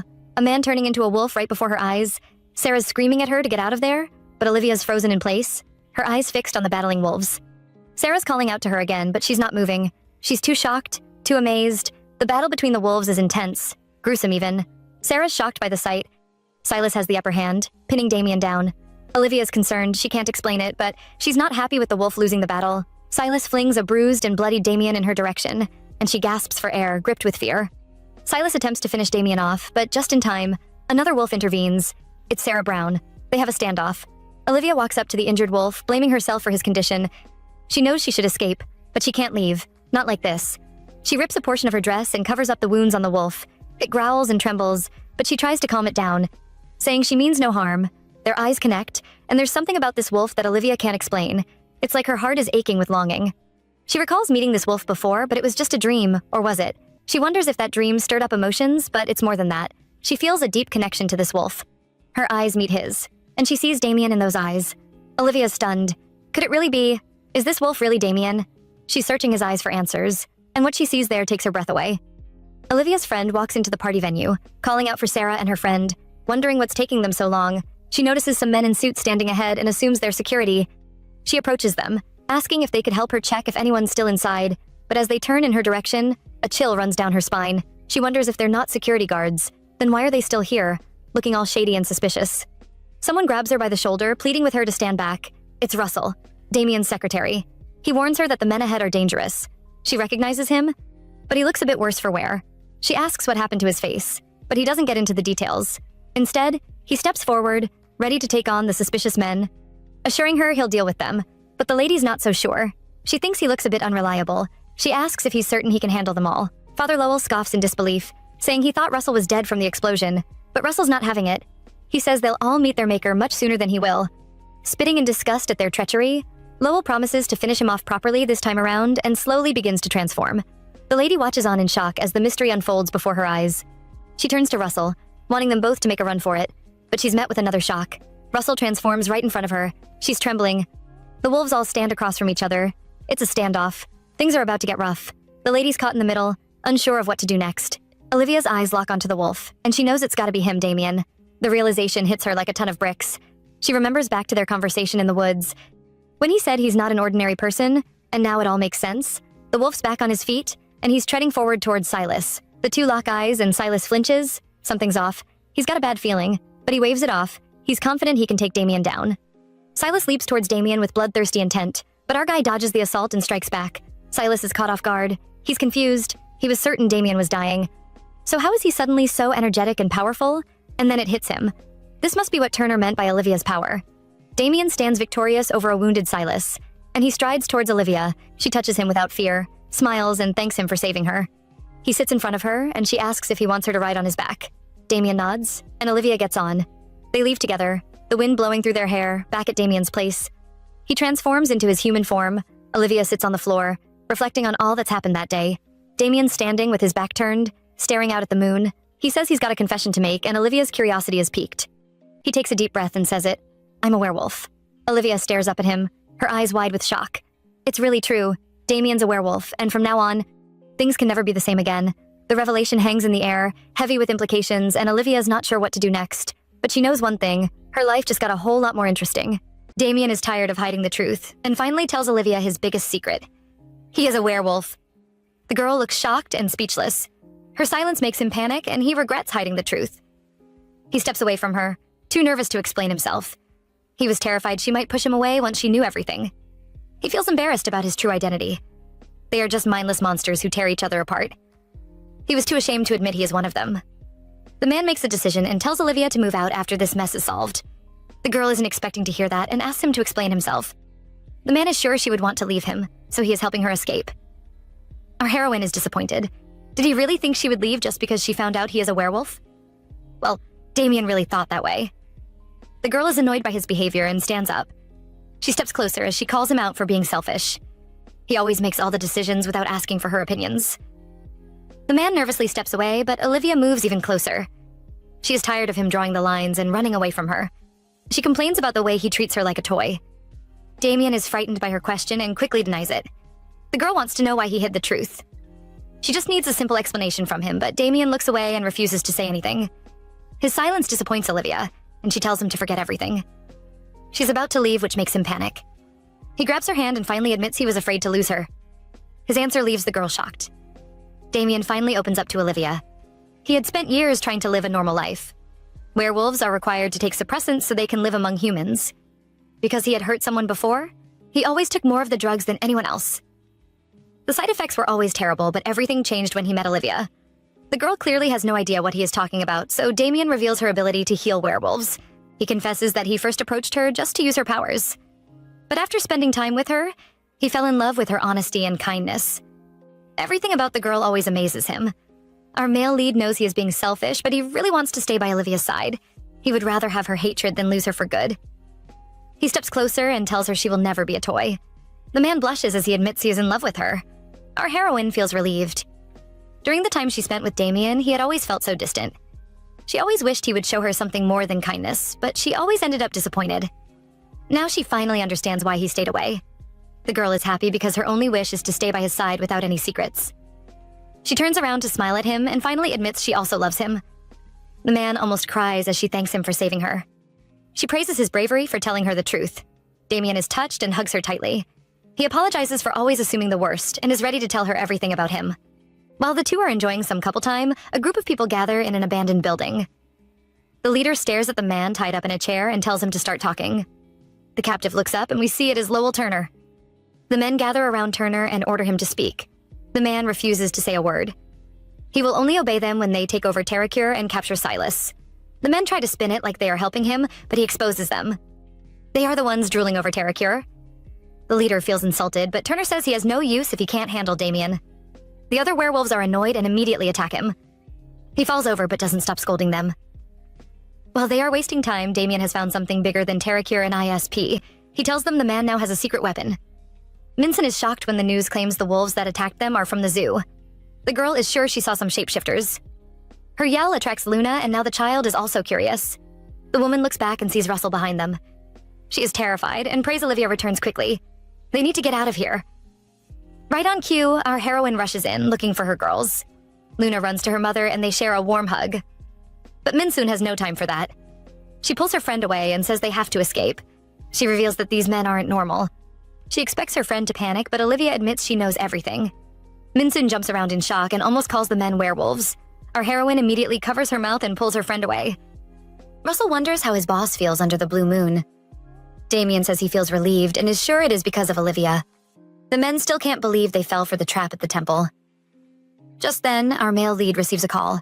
He hears a mocking voice asking him to guess where they are. Damien thinks they are at Terracure, and he is right. The woman says they have no reason to obey him anymore. She glances to the side where Silas is tied up. She tells Damien his drugs have the worst side effects and he can't even control his brother. Because of that, the family heads have called an emergency meeting. She orders him to attend if he still wants to see Silas. Damien is furious and ends the call. He updates Russell, who wonders if the werewolves have all lost their minds. He is worried about Aiden, but there is no need. The door opens and the doctor appears with his large boxes. Damien is alone in his room. He is thinking about the call and is happy that Aiden escaped. But they still have a huge problem. The family heads have never liked ISP, so if they want to remain in control, they need to create a new version. The man has just taken off his shirt when he hears someone knocking. Olivia steps in and immediately turns red when she sees his delicious back muscles. She looks away quickly and starts talking about Terracure. She has no idea the man is approaching, and he suddenly hugs her. He is very happy to see her concern for him and thanks her. Olivia is feeling shy but can still tell something is wrong. Damien explains that the family heads are rebelling. He knows they would calm down if he creates another stable drug, but he doesn't want to use Olivia. He looks shocked when the girl offers to help. She is eager to begin, but the man suddenly carries her and heads towards the bed. She reminds him they have an important drug to make, but he claims he is working on it. Well, we would like to see how, because right now they are both lying together in the bed. Damien has a good excuse. He claims her power only works when she feels good, making her give off a sweet scent. The girl doesn't really believe him, but he gives her no choice. He kisses her all over, telling her not to be afraid. He promises to make her happy and never hurt her. The girl loves his caring attitude and decides to reward him with another kiss. Something feels different this time, but the two enjoy the feeling. Damien admires his woman and wishes she knew how much he wants her. The next morning, Damien is worried his woman might be too tired. She complains about the many rounds they had and is sure they must have done a lot of testing. The man finally admits it was just an excuse. Before she gets angry, he kisses her hand and reminds her she also enjoyed the feeling. Olivia is embarrassed to have her thoughts exposed. She says she is going to see Luna, but she doesn't move for a long time. Damien calls her name and she finally looks back. The girl was wondering if she could use her powers to cure her daughter. The man is upset and promises to help her find a way. Olivia updates Minsun about the experiments, but her friend gives her a suggestive look. She is sure something else is happening. Our heroine is guilty and quickly looks away. Her friend points out her red face, but our girl claims the tea is too hot. Minsun smiles and is glad to see Olivia happy. She praises the couple but is still shocked about the men's secret. Olivia admits she was also surprised, but it doesn't change her feelings for Damien. Minsun is impressed and starts to dream about their wedding. Luna hears the word and immediately becomes active. She asks Olivia 100 questions while her mother tries to deny everything. She finally admits they just started dating. Her friend isn't impressed. She thinks the man should act like a CEO and make some bold moves.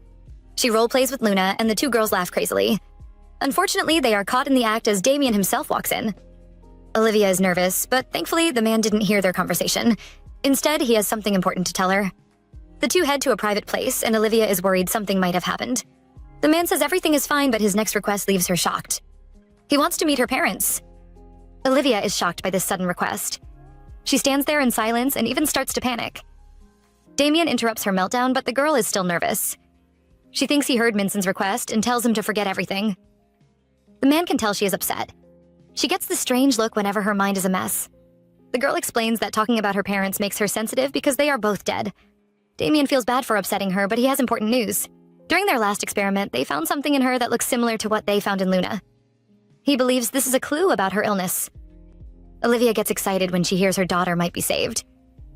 She begins to cry, which makes Damien feel bad. He only wanted to talk about her parents, but he ended up making her upset. The girl apologizes for overreacting.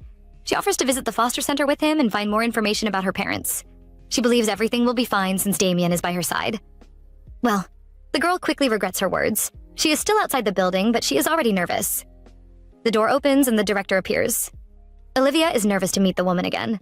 The director has heard a lot about her because she's always on the news. Our heroine laughs nervously. The woman offers to show them around and they step inside. Olivia knows how much the director loves this place. She would never show them the records willingly. She tries to explain, but the woman interrupts her. She says Olivia is now a sponsor, so she doesn't need her permission. Our girl stands there in shock and wonders how she became a sponsor. The woman tells her to ask Damien.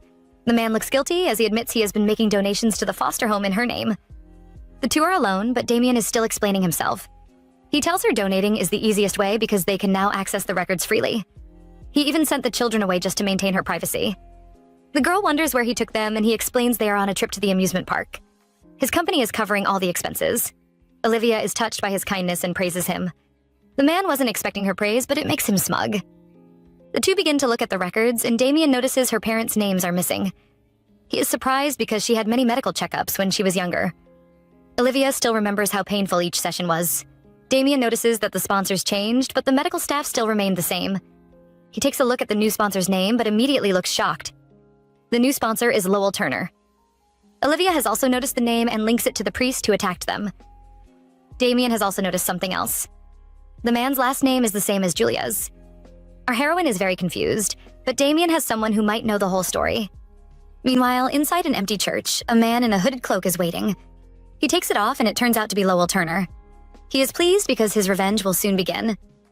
He feels pity for Olivia because she has no idea she is the bait. The man grabs his cross and prays his dear Julia will enjoy the show. Our male lead calls his informant, and it turns out to be his father. James is glad his son has finally remembered him. Damien warns him to speak carefully because Olivia is here. His father says he is investigating the party ambush, but Damien is more interested in uncovering Turner's real identity. He mentions the man's role as the foster home sponsor and reveals he has the same last name as Julia. James has never met the man, but he knows Julia had an elder brother. Damien finally realizes that the attack was aimed at him. He still doesn't understand Turner's connection to the foster home. James has a wild theory. He believes all the sponsors before Turner were all hunters. Olivia has no idea what that means, and Damien explains they are a human agency that hunts werewolves. They were defeated years ago, but some hunters still exist. James calls them the wolves' worst enemies. Turner must have joined hands with them to get his revenge. Back to a few years ago, Turner isn't only hunting werewolves, the man has turned into one. Another hunter appears and admires his transformation. Lowell isn't pleased. He came here to hunt werewolves, not to turn into one. The hunter fires a warning shot at him and claims this is the price he has to pay. If he wants to hunt the monsters, he has to become one. Well, it works, and Turner indeed becomes stronger. The hunters visit another wolf's lair, but find them all dead. The leader is disappointed about wasting another bait.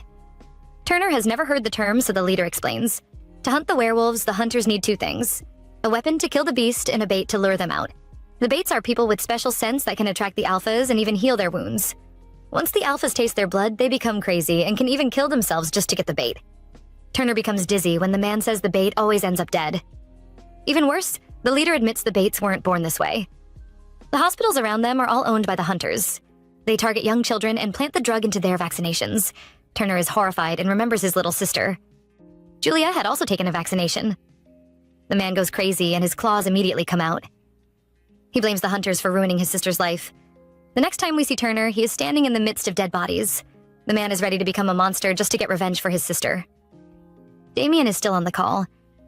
He had always thought the hunter agency was wiped out by his father. James reveals that the werewolves only stole the credit.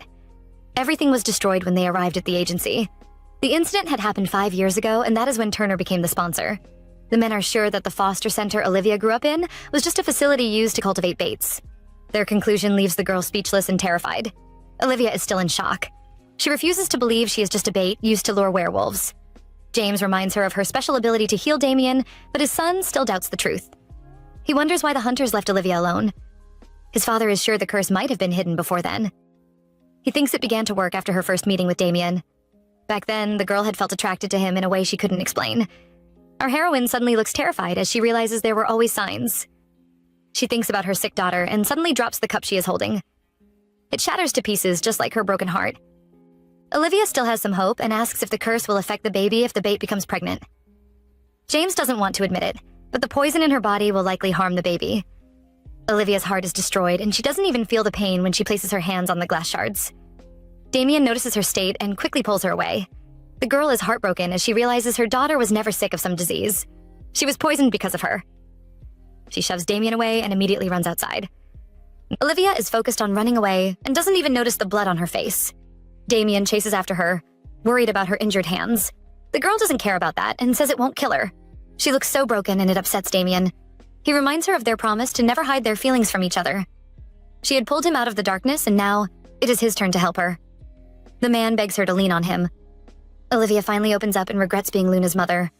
The child could have had a healthy life, but because of her, she became a sick person. She pushes Damien's hand away and refuses his help. She believes her love only brings pain to the people she cares about.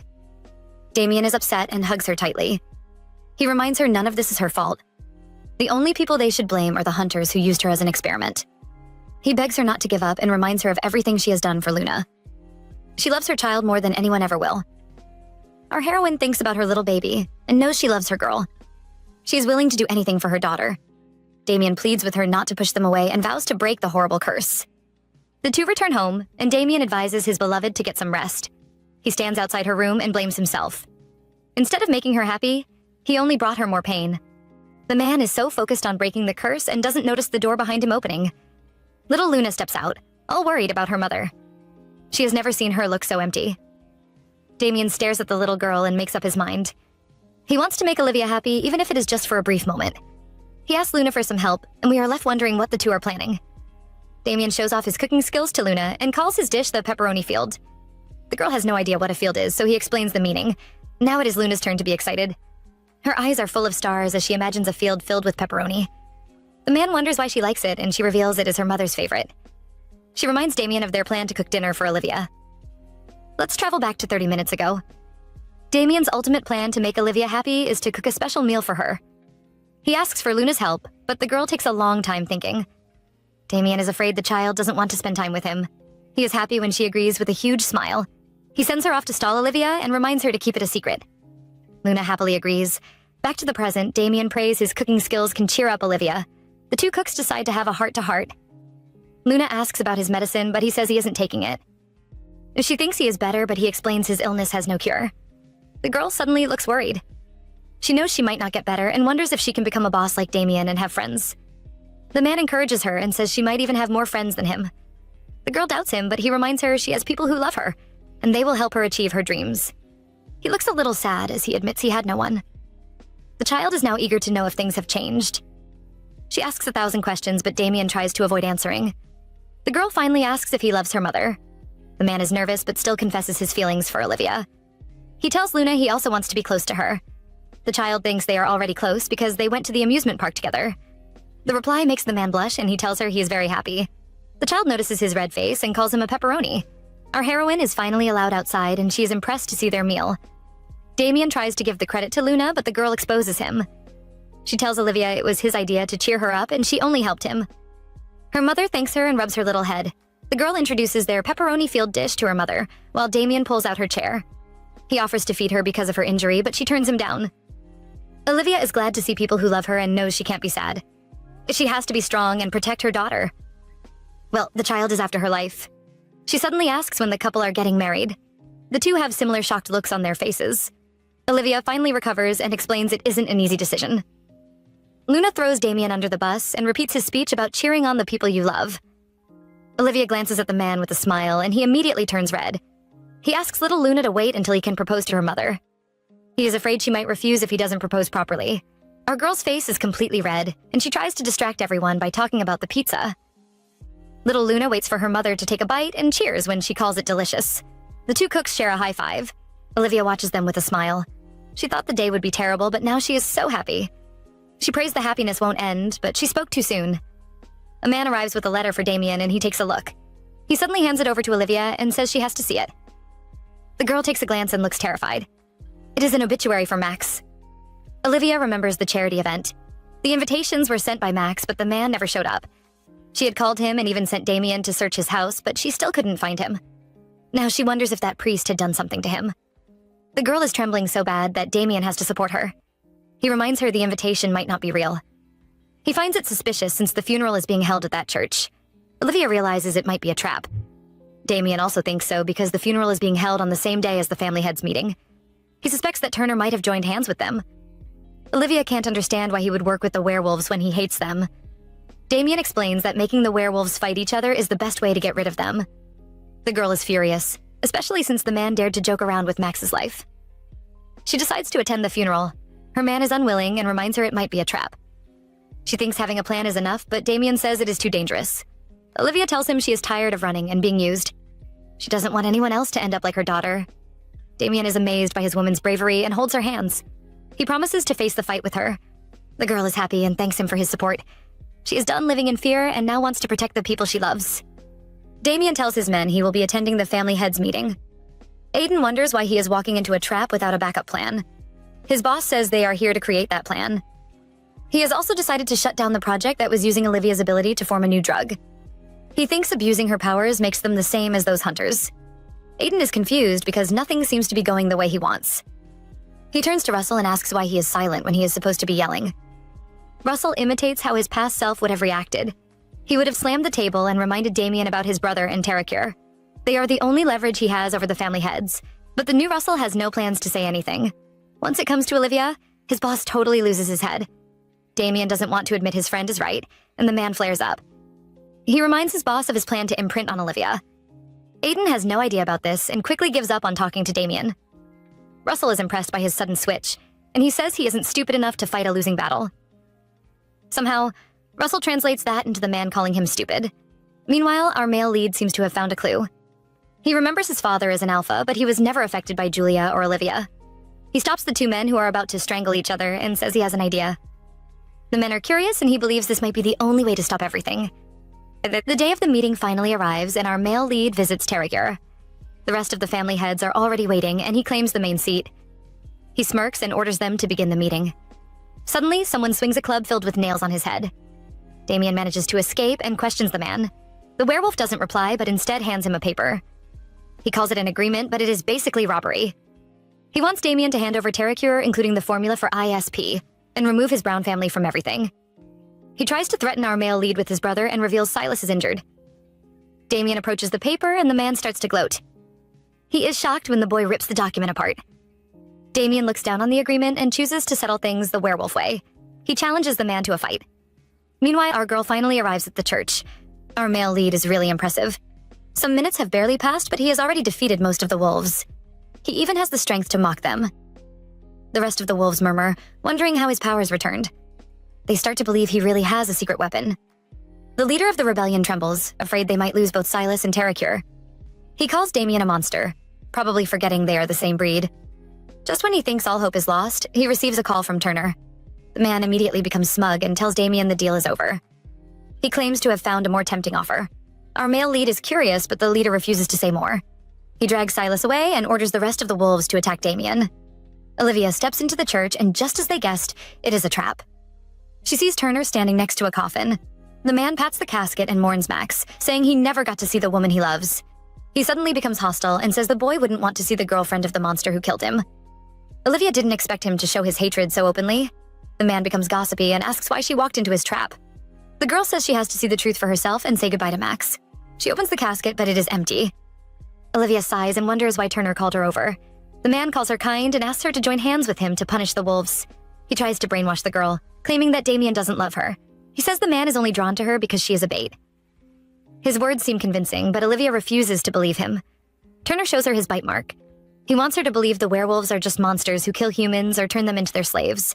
He calls them a curse to humanity and thinks they have to be stopped before they destroy the world. He mentions her sick daughter and blames the werewolves for ruining their lives. He should never have mentioned her daughter because now the woman is furious. She blames the hunters for ruining her life and claims the werewolves were the ones who helped her fix everything. She accuses Turner of using and deceiving people. He is the monster here, and she vows never to support him. She begs him to stop his revenge if he truly cares about Julia. The man suddenly smirks. He attacks her and places a cloth over her nose. Our heroine struggles, but the drug soon kicks in. Turner holds the limp woman and reveals he gave up on being human a long time ago. Olivia wakes up only to find herself tied to a chair. She has no idea where she is. Turner is behind her, and he praises himself for saving her the best seat.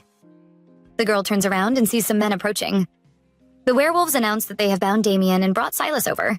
Olivia recognizes the boy's terrified face. The wolf leader asks him to hand over the girl, but Turner claims a guest is missing. The rest of the men are confused, but just then Damien arrives.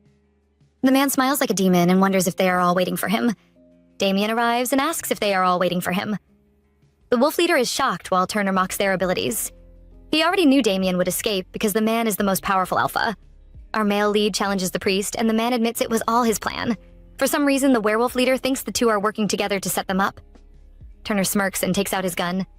He says he doesn't support anyone. The werewolves are smug because they believe the gun can't harm them. The priest changes his target, pointing the gun at Olivia's head. He warns Damien to stay away or he will pull the trigger. Our male lead glares at the priest, but the man uses the chance to shoot him. Olivia cries in fear while Turner begins to laugh. The bullets aren't ordinary, and he is sure Damien is in a lot of pain. The priest grabs Olivia, ordering her to use her powers to save her man. He shoves her to Damien and waits eagerly for her powers to be revealed. But the man is bound to be disappointed. Our male lead announces that the curse has been broken. The priest refuses to believe them, but our couple really managed to find a way. Let's go back to the day Damien cooked his special dinner. Olivia praises his cooking skills, and the man says he has a lot of experience. She wonders just how old he is. The man explains that werewolves live 3 times longer than humans. Olivia takes a guess and thinks he is 90. Damien immediately looks nervous, afraid his lover wouldn't like him anymore.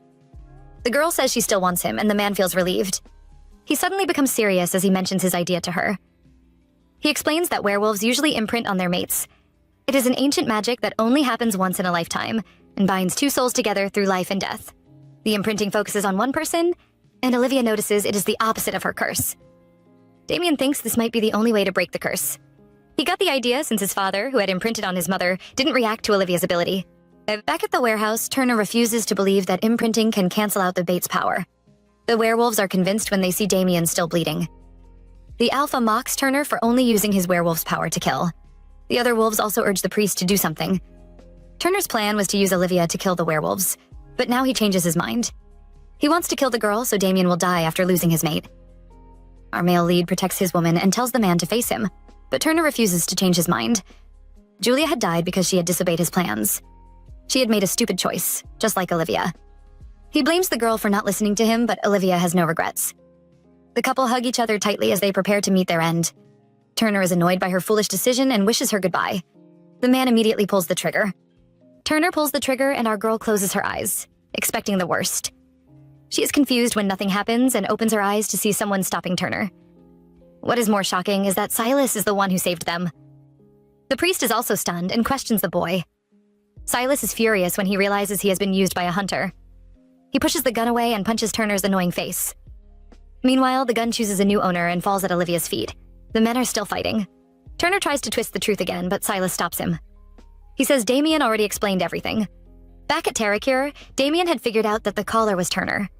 He exposed the man's identity as a hunter and revealed his plan to destroy the werewolves using Olivia. Silas had refused to accept the truth and claimed the hunters were destroyed years ago. Damien didn't try to convince the stubborn man, but just stated that he had destroyed Olivia's powers.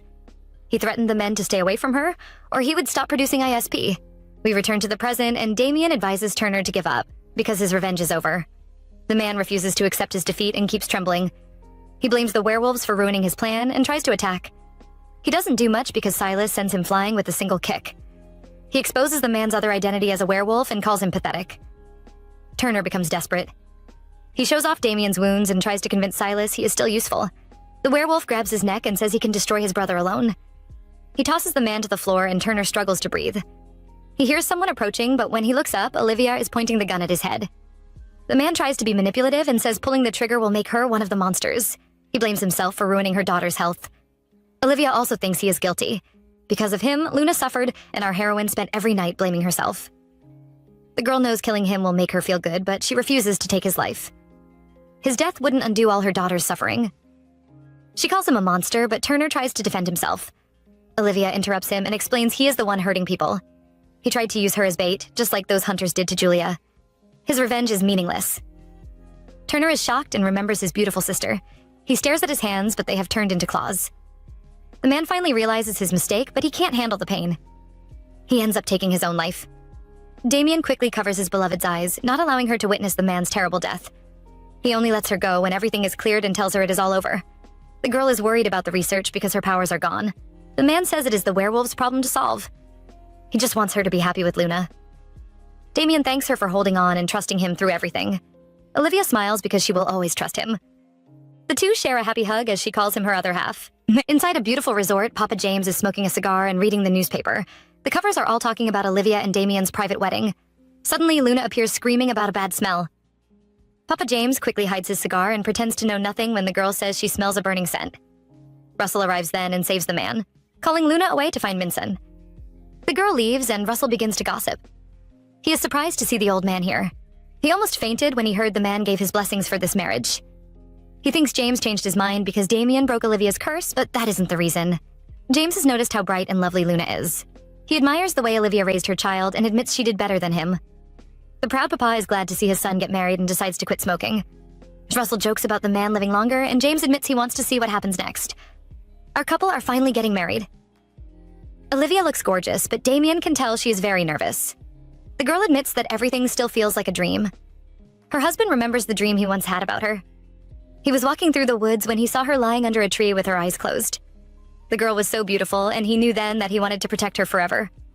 His sweet words make the girl happy, but they are interrupted by a cheerful Luna. She hands over her mother's bouquet, which she had prepared with Damien. Olivia is touched and wonders when the two planned this. Her husband suddenly grabs her hand and makes a vow. He knows their days might be tough, but he promises to stay by her side through it all. He looks dashing as he asks for her permission to devote the rest of his life to her. The girl is surprised and smiles happily as she agrees to his request. The crowd cheers, and even Papa James can't hide his smile. The priest begins the wedding speech, and our heroine is full of happiness. After leaving the warehouse that day, the couple had talked about their future. Damien had wanted to complete his drug and become a full human, but she had stopped him. She didn't want him to hide his true nature just because of her. As the two share their vows, she recalls how hard it was for Damien to show his true self. From now on, she will teach him not to hide from the people he loves. Olivia knows they aren't perfect. Even as she kisses him, she acknowledges that perfection doesn't exist. Maybe they shouldn't call themselves imperfect either.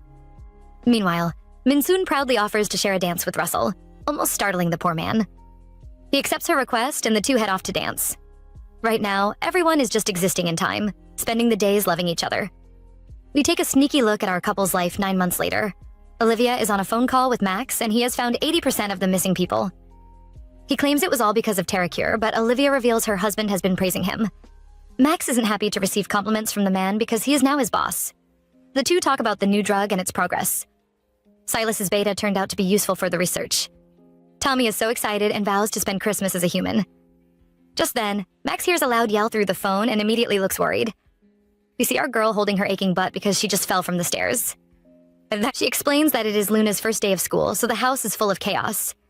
Max decides to let her go, and she rushes to her daughter's side. The woman offers to walk Luna to school, but the girl quickly refuses. She has been waiting all her life to ride the school bus. Our heroine starts bawling as she recites the popular "moms unable to part with their children" speech. Damien hugs his wife before she cries her heart out. He reminds her of the trust they shared and asks her to trust Luna too. Olivia is grumpy because they all seem to be ganging up on her. She finally sighs and agrees to let the girl go, wishing her a great day at school. Luna smiles so widely, we see all her teeth. The girl rushes off to her future while our couple watches from behind. They are ready to begin a new chapter of their story. And with this beautiful story comes to an end. Did you enjoy it? Then rate it on a scale of 1 to 10 below. Until next time, ciao.